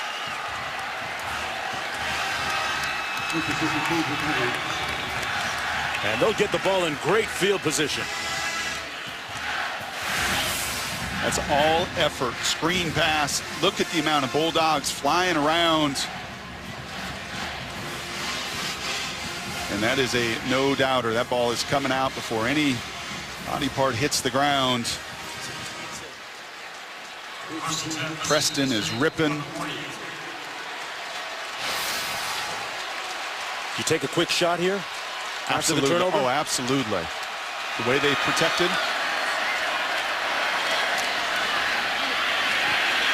That's the freshman, pardon me, the sophomore Robinson. Stopped up. No gain. Downstairs to Maria.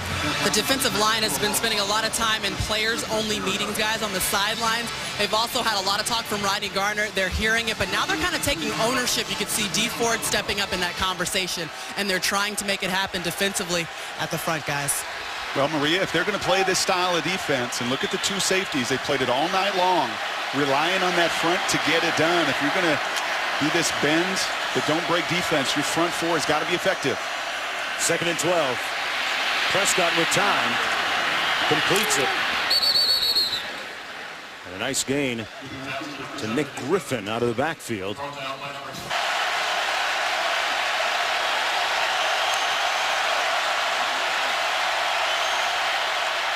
Prescott follows the block. A flag thrown. And Prescott was brought down short of the 1st down at about the 40.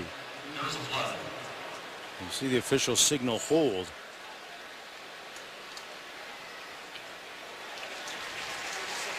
I think you got to take this penalty. 4th and 1 or 3rd and extra long.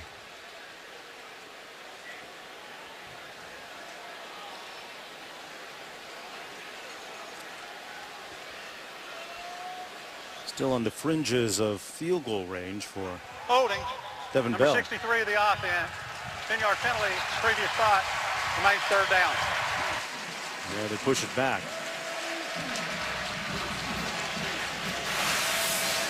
And it's right in the middle of this offensive line. Maria talking about the defensive line of Auburn getting after one another. You see that instant penetration, and Dylan Day just left to grab the defender. Good time for some of these young Bulldog receivers to try and establish themselves.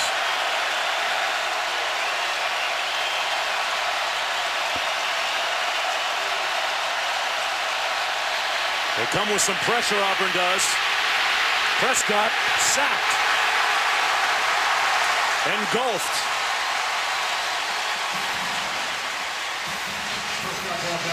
And the Tigers defense gets off the field.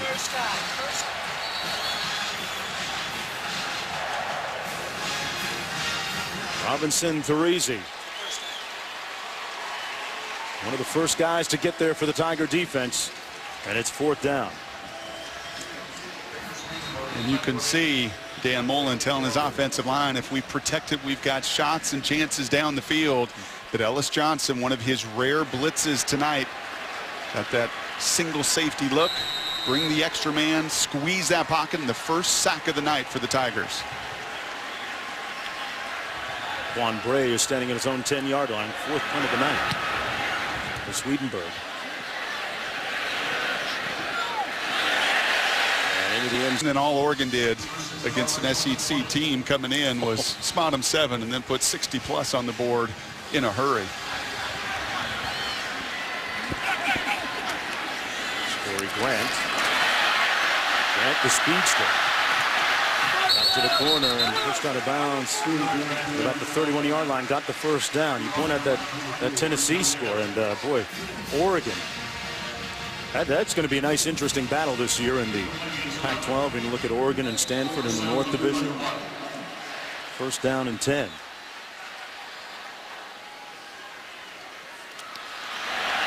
And Marshall brought down for a sack that time. Richie Brown made the stop. Do you think they heard their coach talk about tackling? Have you just seen a little different tenacity, really, after that first quarter, where Jeff Collins' guys were reaching and grabbing and waiting, and the mindset's so very different. They have been the aggressor, taking it to the Tigers. Third sack of the night for the Bulldog defense.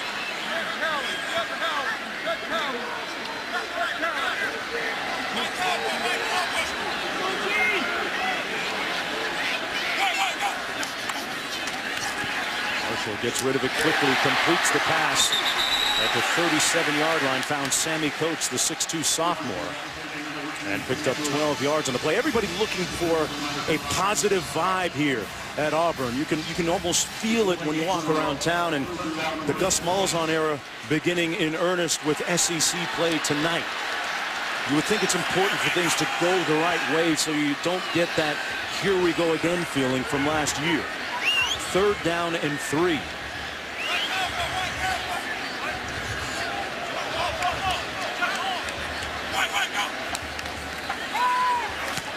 Marshall had it batted down. This time he can't catch it and run.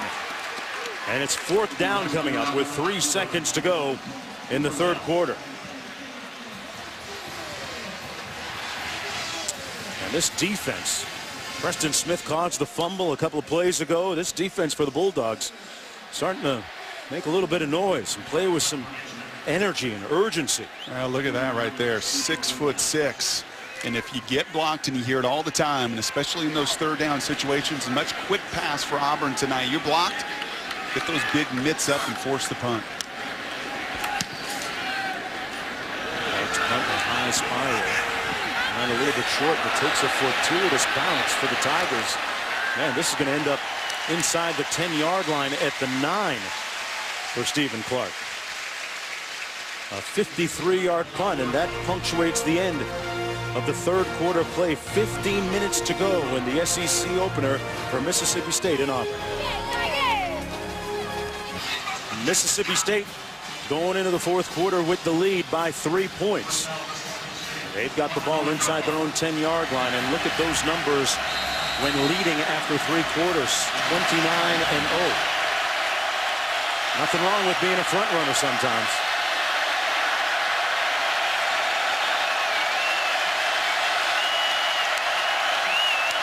And they close the sale on the road, though.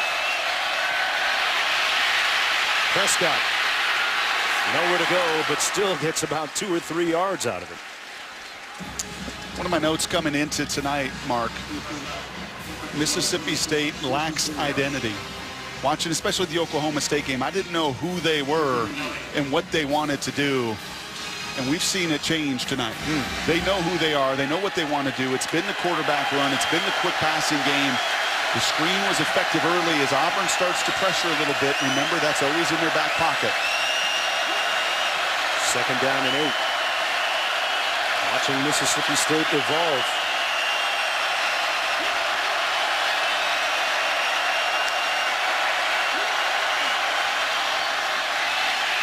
Prescott steps up, lunges forward, gets back to the line of scrimmage, no gain. It'll be third and long. Rizzi there to make the sack. Well, get your NFL Sunday started on ESPN at 10. It's Sunday NFL Countdown. Chris Berman and the gang providing all the latest news and updates from stadiums around the league right up to kickoff. And before you set your lineups, catch fantasy football now at 11 a.m. on ESPN2. Our experts provide the latest news, injury reports, and predict the top fantasy performers. And a flag down on that last play. After the play, personal foul, number 93 of the offense. Third down, half the distance.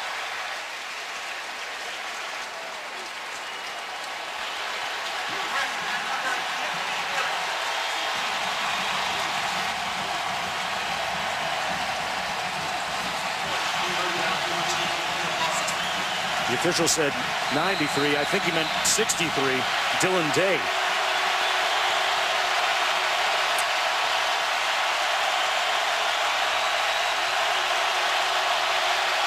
Can they get off the field?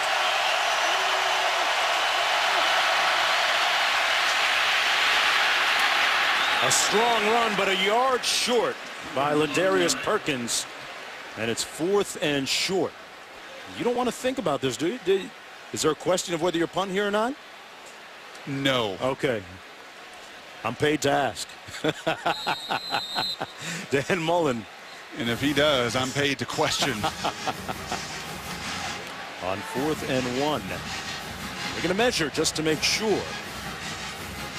Why give an offense that has sputtered and struggled and outside of one tip pass for 35 yards, done nothing for 2.5 quarters, any field position? Boy, that's real short, Brock. Nope. With a 3-point lead. That's less than a yard, Brock. Dan, don't think about it. That might be less than 2 feet, Brock.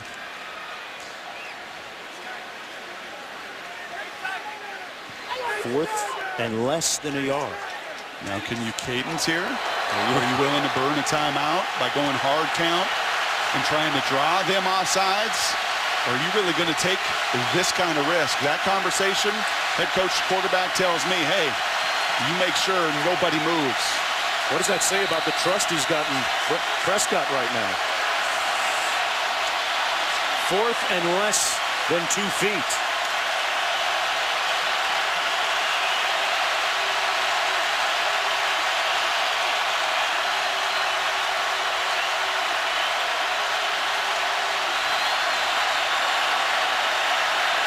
Two on the clock, and they burn a timeout.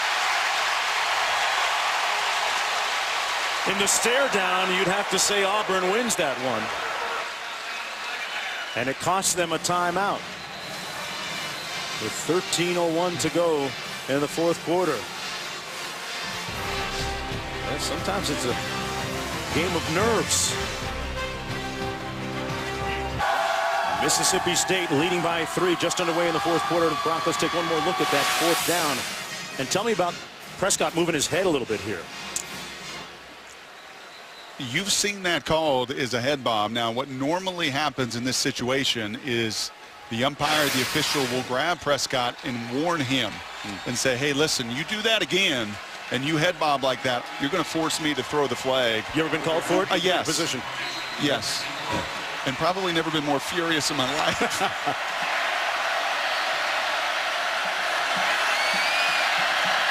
Swedenborg with that rugby-style punt. Going to take a Bulldog bounce. Right, Wendy, back here at the 41-yard line. 1st and 10 for the Tigers. Down by 3. Marshall, the starting quarterback, only been on campus for 5 weeks. Former DB at Georgia, an erstwhile JC quarterback. Batted up and intercepted at the 40-yard line. Whitley. And into Auburn territory. It was tipped by Matthew Wells. And into the air. Whitley had all day to corral that ball. And the Bulldogs get it right back in great field position. You said the last time they had positive field position, do you take a shot? And this time, and that's a rope, but once again, just a tremendous coaching job at Jeff Collins to have his defenders ready to get their hands up in the air. Whitley's done it before. In fact, a couple tonight. That gives him 12 in his career, right up there with all the guys playing college football, is the leader of being able to finish off those interceptions. And now can Mississippi State capitalize and really take advantage? And will they take that shot right back? Tigers' 3rd turnover of the night. Prescott on the out, but incomplete, intended for Robert Johnson. It'll be 2nd down and 10. Calm yourself, young fella. These are the opportunities here in the 4th quarter now where a 1st down miss like that, and that is a miss. It's an excellent call, an easy completion, everything out in front of them. The game starts to get a little bigger, Mark. Everything starts to speed up here in the 4th quarter.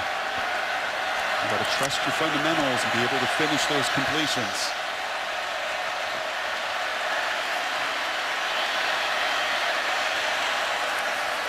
2nd and 10, the handoff. on the around. That's Brandon Holloway. And he's brought down at the 40-yard line, picks up 7, 3rd down and 3. Now you start to wonder, Dan Mullen, play caller, with Les Kenning up here in the booth. Is this 2-down territory? You don't go for it 4th and half a foot from your 20, but you start to have a conversation now at 3rd and 3 at the 40, as well as your defense is playing. Hey, is this our opportunity to take advantage? Am I going to make this 3rd down call with Les Kenning there in the middle of your screen, knowing I'm going to go for it on 4th down as well? Those are the conversations going on in the headsets. 5-11 on 3rd down tonight. Prescott with all day and open, complete, but short of the 1st down by a couple of yards. Perkins didn't seem to know exactly where he was on the field. Now 4th down. Is this where you go for it? Now is the game of chicken. Now is why you're paid the big bucks. Devin Bell, the place kicker, we're told can knock it through from about 60 plus, but the offense remaining on the field. As well as your defense has played, I like this call. Why? You weren't going to do it from the 20. I trust my defense, and I trust my big bruiser at quarterback as well. Prescott, the big bruiser as you call him, he gets it done. 1st down Bulldogs at the 32. Ryan White brought him down, but 7 yards too late. You watch those last couple throws, the 1st down, the 3rd down, a little bit tight, squeezing the football a little bit. What's he done best all night? Is over 100 yards rushing. Let him square his shoulders up, take out maybe a little of the frustration with those bad passes, and move the chains. Good call. He has been efficient through the air. 13 of 24, 187 yards, 124 yards rushing. They're going to blow this one dead. Full start. Offense. Number 6. 5-yard penalty. You know, Brock, in this league, 1st the down. SEC, it's just a matter of fact that because there's so much talent on the line of scrimmage, ultimately, to be successful, you've got to be able to throw it downfield. Do you see enough in Dak Prescott to be able to do that right now? That's a work in progress. There's no doubt that Tyler is better at pushing the ball more consistently down the field, but it's offset by this toughness and by setting the tone. And I think by the fact that you don't really have game changers outside right now in the stage of development. A young receiving core trying to balance things out, and timeout called by Mississippi State. Mississippi State. They burn one of their That is 3 their remaining second timeout of the timeouts. half. Actually, they're down to just 1 now, and we're going to take a timeout right along with them. Dan Mullen looking for a little bit of a signature win here. Our stadium, Auburn, Alabama, and Mississippi State with the ball, and the picture of balance right now offensively. 188 to 187 yards rushing, passing, respectively. And the trigger man tonight, Dak Prescott, making his 2nd consecutive start.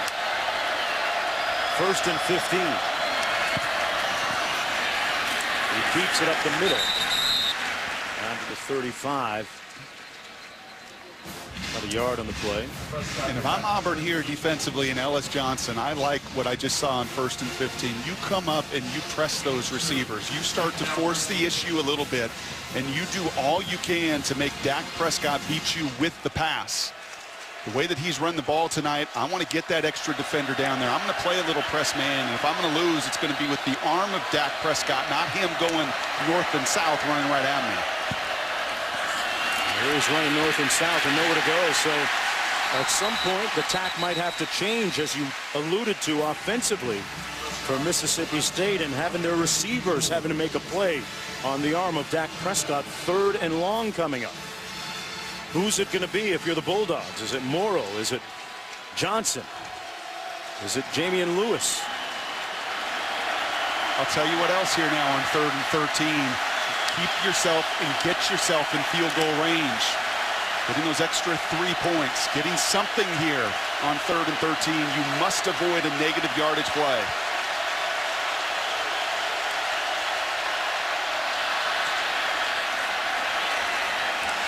Almost an offside situation.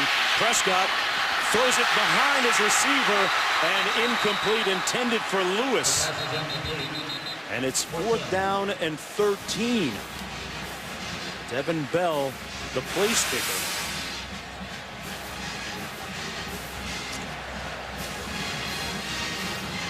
Yeah, that hit the ground. Oh, inches. That's going to be one that Dak's going to want back. Tremendous poise to sit in there, and Jan Mullen knows it as he hits his thigh. Is that a catch you'd love to see Jamion Lewis make? Sure it is. The body expression and language tells it all. Baker Swedenberg coming into punt. Try and get this one inside the 10, and they'll down it inside the 5. So the Auburn Tigers under the lights at home, 98 yards away with 8:36 to go. That's why Mississippi State was #1 in the nation last year in net punting. 3-point ball game, Mississippi State with the lead, and a big opportunity missed a couple of plays ago on 3rd down here, Brock. Pretty shocked. Dylan Day, the center, who's looking right at the true freshman Carl Lawson, does not snap the ball there. That's 5 more yards. It's 3rd and 7, and maybe you run it, you set up a field goal, and he was looking right at that defender. That's going to be a question in film study come tomorrow. The worst starting field position of the night for the Tigers. But Marshall completes it to Coates. Made a couple guys miss, and out near the 38-yard line. A lot of breathing room before Zach Jackson finally made the tackle. And here comes the tempo. This has been there all day if he's wanted to take it, and that missed tackle, costly. A 34-yard gain. Otis Payne, and he picks up about 2 on the play.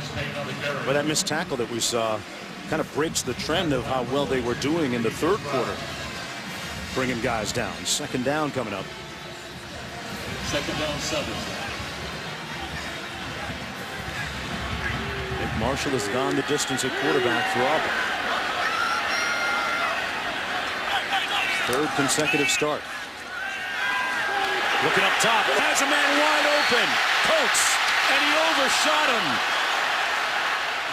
A huge opportunity that had 6 points written all over it. Mark, we were talking before the last break that eventually you were going to see a shot down the field. You had to. You get everything you could possibly want here. And unfortunately, Nick Marshall has a gigantic arm, but you could punt him that football. You could throw it end over end. That is the one thing you cannot do, is overthrow it by 5 yards. See how he recovers here. 3rd and 7, still a chance.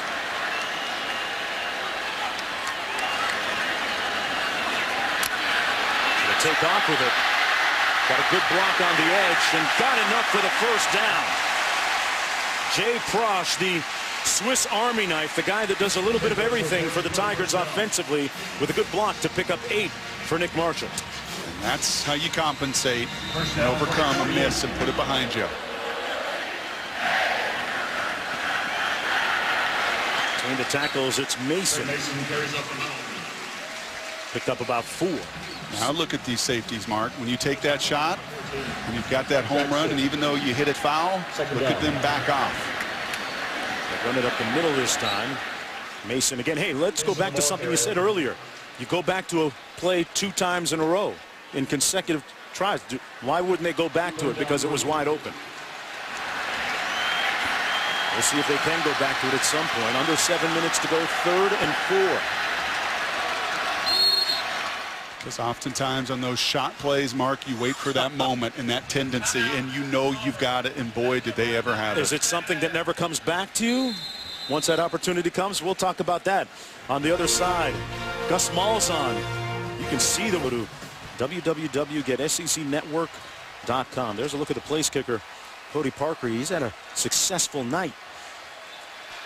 They figure he can go from about 52 yards out. You see the green line. That's where the line of scrimmage has to be for him to make the 52-yarder. This is Grant trying to bring him closer, but they string the play out. Nowhere to go.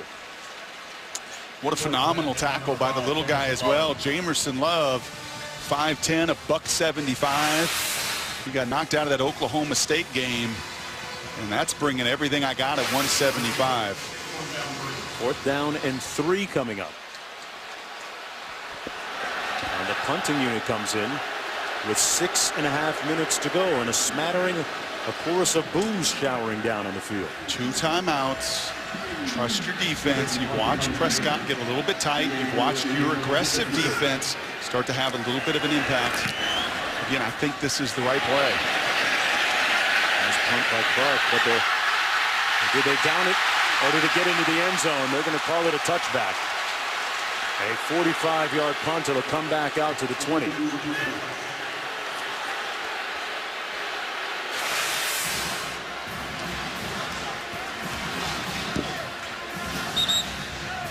And clearly the ball into the end zone there. Tremendous effort. And you saw Clark grab his helmet. Much like the overthrow with Marshall.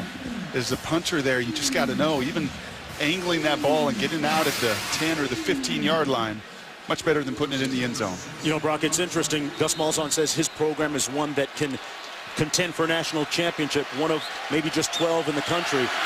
They need a win here tonight to prove that, or at least to get it going in the right direction. Prescott trying to change the script, and your thoughts on where he thinks Auburn is in the big picture. Well, he knows he's a ways from that. He also knows they won a national championship here, albeit with a pretty good quarterback. Became the #1 pick and won a Heisman Trophy. But setting that edge, being more physical, finishing what we have seen here out of Auburn in the 4th quarter. And as we talked about, all the work that you've done, this is when it gets validated. This is when the players say, yeah, this is going to work. The system's going to work. The style is going to work. You feel so much better, and that validation often comes with wins. 2nd and 9. Prescott, dangerous throw into coverage. Almost picked off by Ryan White, who got the start at corner tonight. And it's going to be 3rd down coming up. And that's why you punt. That's why you don't get too emotional. Have you seen that edge from that defense that we talked about? I've seen it with the calls. I've seen the extra defenders come down. You look at the press man coverage. It's been a different 4th quarter for Auburn.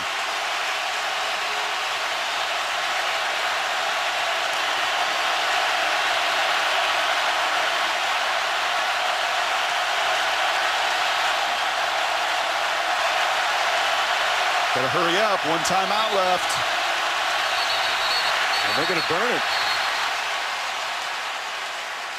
Mississippi State without a timeout now, and 5.5 minutes to go. The Auburn defense going to try and give this. Just listen to the faithful. They know it.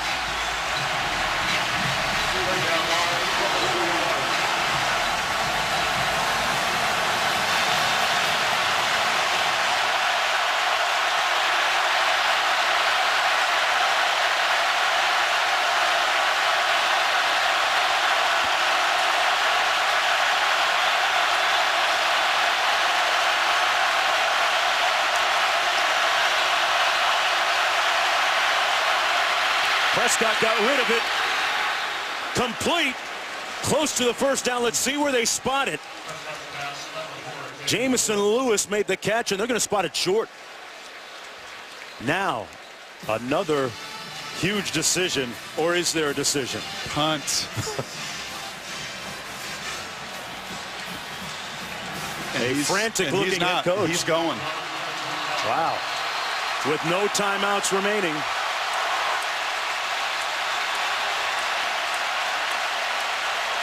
They can't take a timeout because they're out of them. They did that once already tonight. Oh, no, they're going.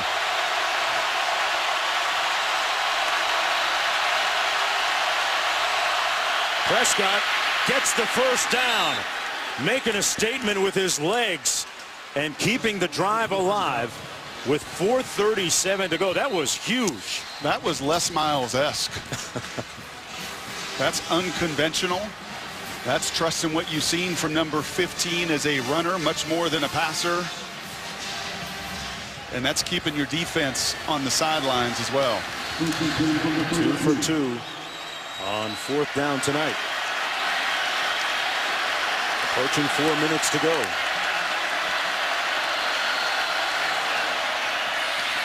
Prescott made a nice move in space, but brought down at the 32-yard line by D. Ford. And now the question begs, how conservative, how aggressive are you if you're Mississippi State offensively with the time remaining? Well, you've already shown that you could be as aggressive as you possibly can going for it. Or if you wouldn't have gotten it, you put Auburn in field goal range, but you've got to take every second here off of that play clock. And if you're Auburn, you've got to start thinking about those timeouts. Perkins alongside quarterback Prescott. Perkins on the handoff. A couple of nice moves beyond the 35 out to the 37. Third down and about 3 to go. If you're Auburn, when do you start thinking about taking a timeout? Well, you're thinking about getting off the field here on this third down. And also, if he just went for it where he did, this better not be a 4th and 1 or you're going to get it again. Tiger defense trying to make a statement here, looking to bring that edge that Gus Malzahn and Ellis Johnson are trying to bring back. It's got to be Prescott run, doesn't it? You would think that's been the popular choice. Kept it himself, but will come up short by about 2 yards. So 4th and 2 is a lot different than 4th and what it was the last time we saw 4th down. 4th and 1, especially at this time and juncture with 2.5 minutes to go. And it looks like the punt unit will come on. So they staved it off last time, but not this time. This will be the 7th punt of the night for Swedenberger. And you're right on the threshold of burning one of those timeouts. You don't do it now. That would have been the decision earlier. He wanted to see Dan Mullen's move, did Gus Malzahn, before burning the timeout. And Swedenberg gets off a great punt. Back at the 11-yard line, it's Bray. And Bray with nowhere to go, swallowed up. Great coverage by the Bulldogs back at the 12-yard line, a 49-yard punt, and nothing on the return with under 2 minutes to go and 2 timeouts remaining for the Tigers. A little over 50 yards. That's got to be the first conversation. Hey, you work on these situations and scenarios all training camp long. 2-minute drill. You're an up-tempo offense anyway. You got 2 timeouts. No need to rush or panic. And the first thought is get yourself into field goal range, about 50 yards to do so.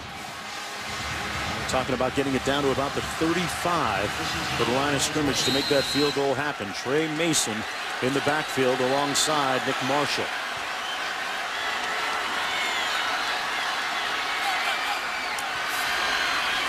Marshall on the quarterback draw and tackled at about the 17-yard line. Is this where they use a timeout or not? Clock running still. You are up tempo. You have got to have had 2 calls played or get to that second call very quickly here.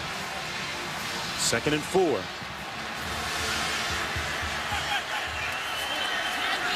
Gets rid of it quickly, complete.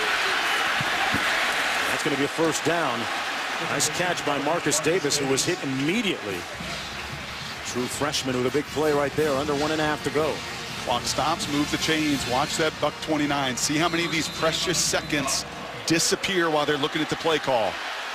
That's too many. That is too many for an up-tempo offense. That's 10 seconds right now. Marshall over the middle, completes it at the 40-yard line to Davis again. Clock stops. They'll set it down and be ready to go again after the 17-yard pickup. Still 2 timeouts remaining. Got to get down to the 35 to get into Parkey's field goal range.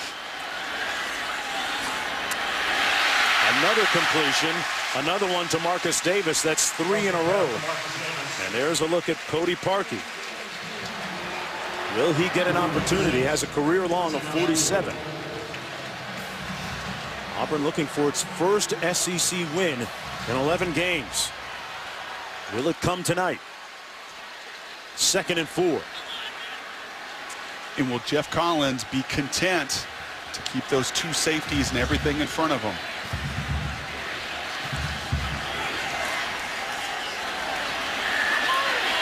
Downfield and complete. Boy, that's a nice throw. And again, this time it's Jalen Denson, a 17-yard gain. So they're in field goal range now with under a minute to go.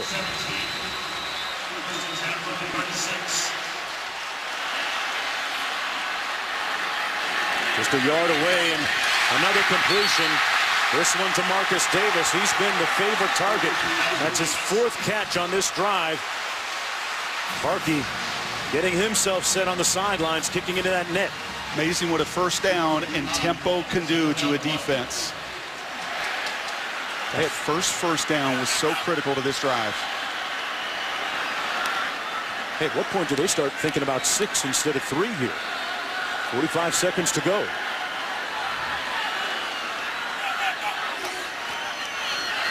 Marshall going to take off. And nowhere to go. Pushed out of bounds by Cedric Giles. Picked up 2. Still 2 timeouts remaining. Parkey's already made 3 field goals tonight. 3 of 3 from 40, from 19, and 47 yards.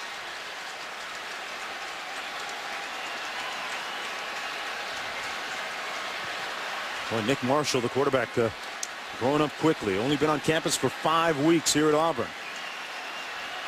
And in the pressure cooker tonight. And a little too much hot sauce perhaps on that one, intended for Coates. As it stands right now, it would be a 42-yard field goal attempt. He's made 17 straight inside 45. With 2 timeouts, Mark, and as poised as Marshall has been on this drive, you're not thinking field goal right now.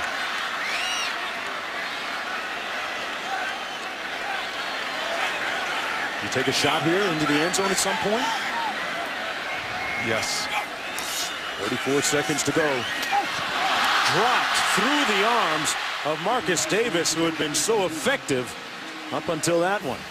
True freshman, Marcus Davis, never in this moment. Nick Marshall, never in this moment. These fans feeling it. Gus Malzahn, don't be greedy. Don't force it if it's not there. 29 seconds to go and 2 timeouts remaining. Take what the defense gives you.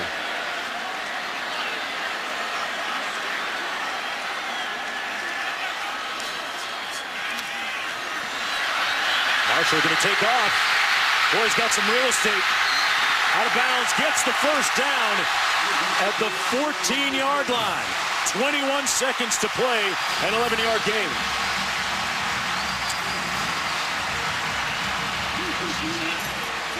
First and 10.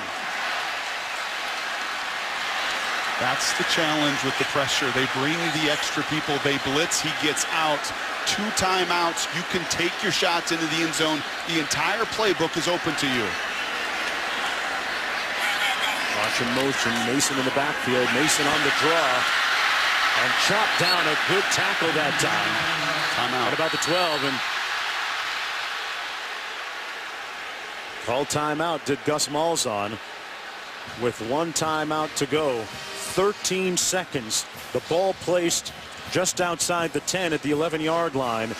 Are you being aggressive here on this first call and then settle for a field goal if it doesn't work, or what's the mindset of Gus Malzahn? That is the second time out of the half. The ultimate test right here, Mark. Yesterday, how many times did he tell us, hey, we're not where we're going to be. I'm still learning my quarterback. He's only been with me 5 weeks. We've called it pretty close to the vest. We protected the football, protected him as much as we possibly can. But what has Nick Marshall done on this drive? He starts to earn the trust of the play caller and the head coach. And that's why with 1 timeout, I can't say it enough. Get to your best play. Run or pass. Get to your best play. And Nick Marshall, you protect that football at all costs. Yeah, he's been hot on this drive, Brock. 5 of 7 for 65 yards using his arm. And some nice runs as well. Got an 11-yard scamper just a moment ago for the first down. Remember, Mississippi State went for 2 earlier in the game. Missed it. Had they gone for 1, hey, it'd be a 4-point advantage. And it would have to be a touchdown right now for Auburn. Instead, we've got a different script with 15 seconds to go. 12th play of the drive, 2nd and 7. Watch 81 at the bottom of the screen. Big receiver. A little up and up. Open, touchdown! Uzama, you called it. Wow!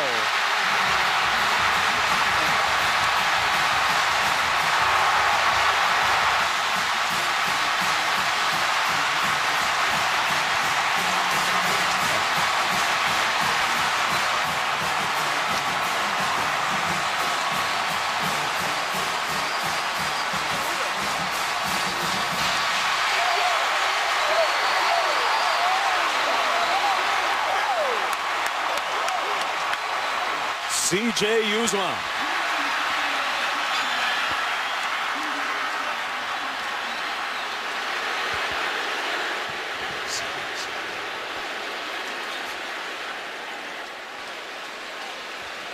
They are reviewing this. And one more look.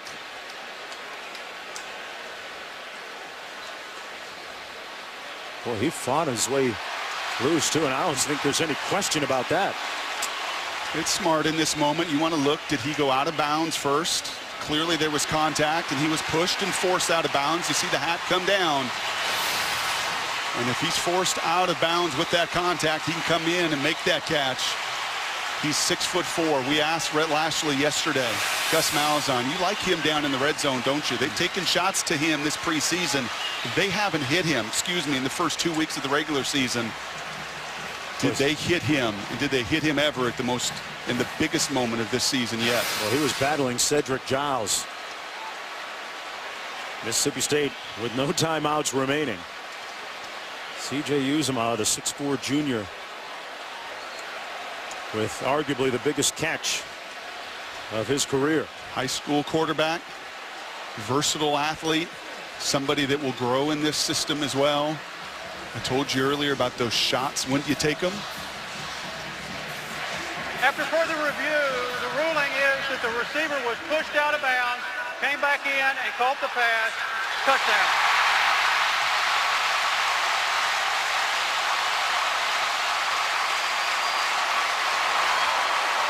And what about the poise of that guy, number 14, Nick Marshall?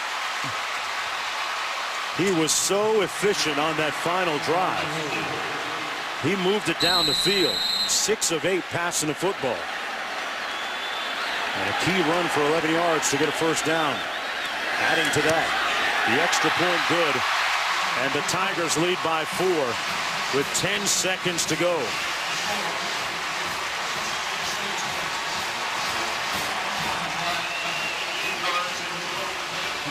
Coach Malzahn was looking for a little bit of feel-good in the wake of tonight's game, and I think he might have it. Look at his reaction after this great play. Uzomah and Giles battling down the sidelines. That's 6'4" against a 5'10" redshirt freshman. I said to you earlier, sometimes you keep those shots in your pocket. You're waiting for the right time at the right moment. They've taken those shots to Uzomah earlier this season, and they waited till that moment when they got that formation. They get that matchup. They get their big guy on a redshirt freshman, and most importantly, Mark, they take advantage. Interesting how things come around when you talk about Nick Marshall, the quarterback, Brock, at junior college last year at Garden City. There he is. Gus Malzahn wasn't able to recruit him initially, but then got him to come to Auburn after he got the job here at Auburn. Hey, you're going to play the game this way, where you're trying to build that foundation and learn a little bit about your quarterback. And eventually, Gus is going to open this thing up. But he played it for that moment, and his quarterback delivered. And you better boot this as best you can. Don't mess around, in my mind, with a squib. You boot this thing as far as you can. 10 seconds to go.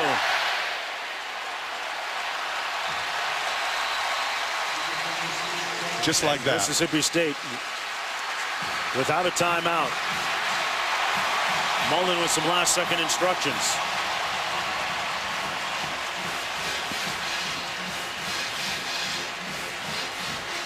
And really, the lack of timeouts did not come back and burn them. And this isn't a situation where you're sitting there saying, oh, man, if we had that timeout left. It was Auburn's execution. The inability to get that stop at the most critical moment defensively for Mississippi State. Looking at a Big Ben right or a Big Ben left here, I guess, right?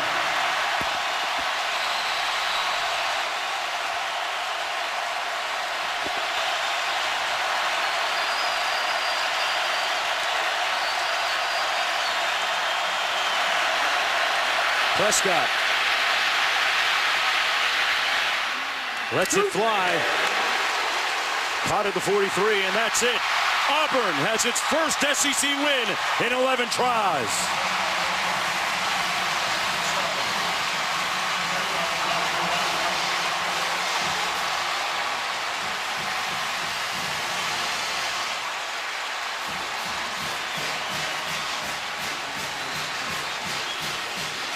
And the Gus Malzahn era in the SEC has begun on a positive note as we go downstairs to Maria Taylor with the coach.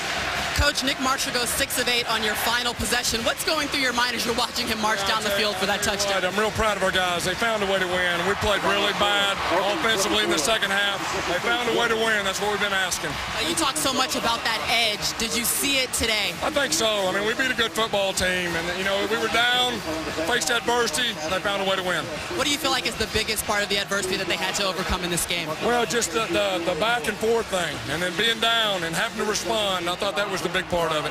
What ultimately the effect of this leaves as you look forward into the rest of your SEC season? Yeah, hey, we got some momentum now. Big win for us. We're going in the right direction. All right, thanks, Coach. Thank you. Auburn has now won 5 out of 6 to start their SEC season against Mississippi State. And they got a little bit of that edge. They got a little bit of their swag back tonight, winning 24-20. Don't forget, coming up next, Sports Center. For Brock Heward and Maria Taylor, I'm Mark Jones. The folks at Toomer's Corner talking about getting aboard that Gus bus. Good night, everyone, from Auburn, Alabama.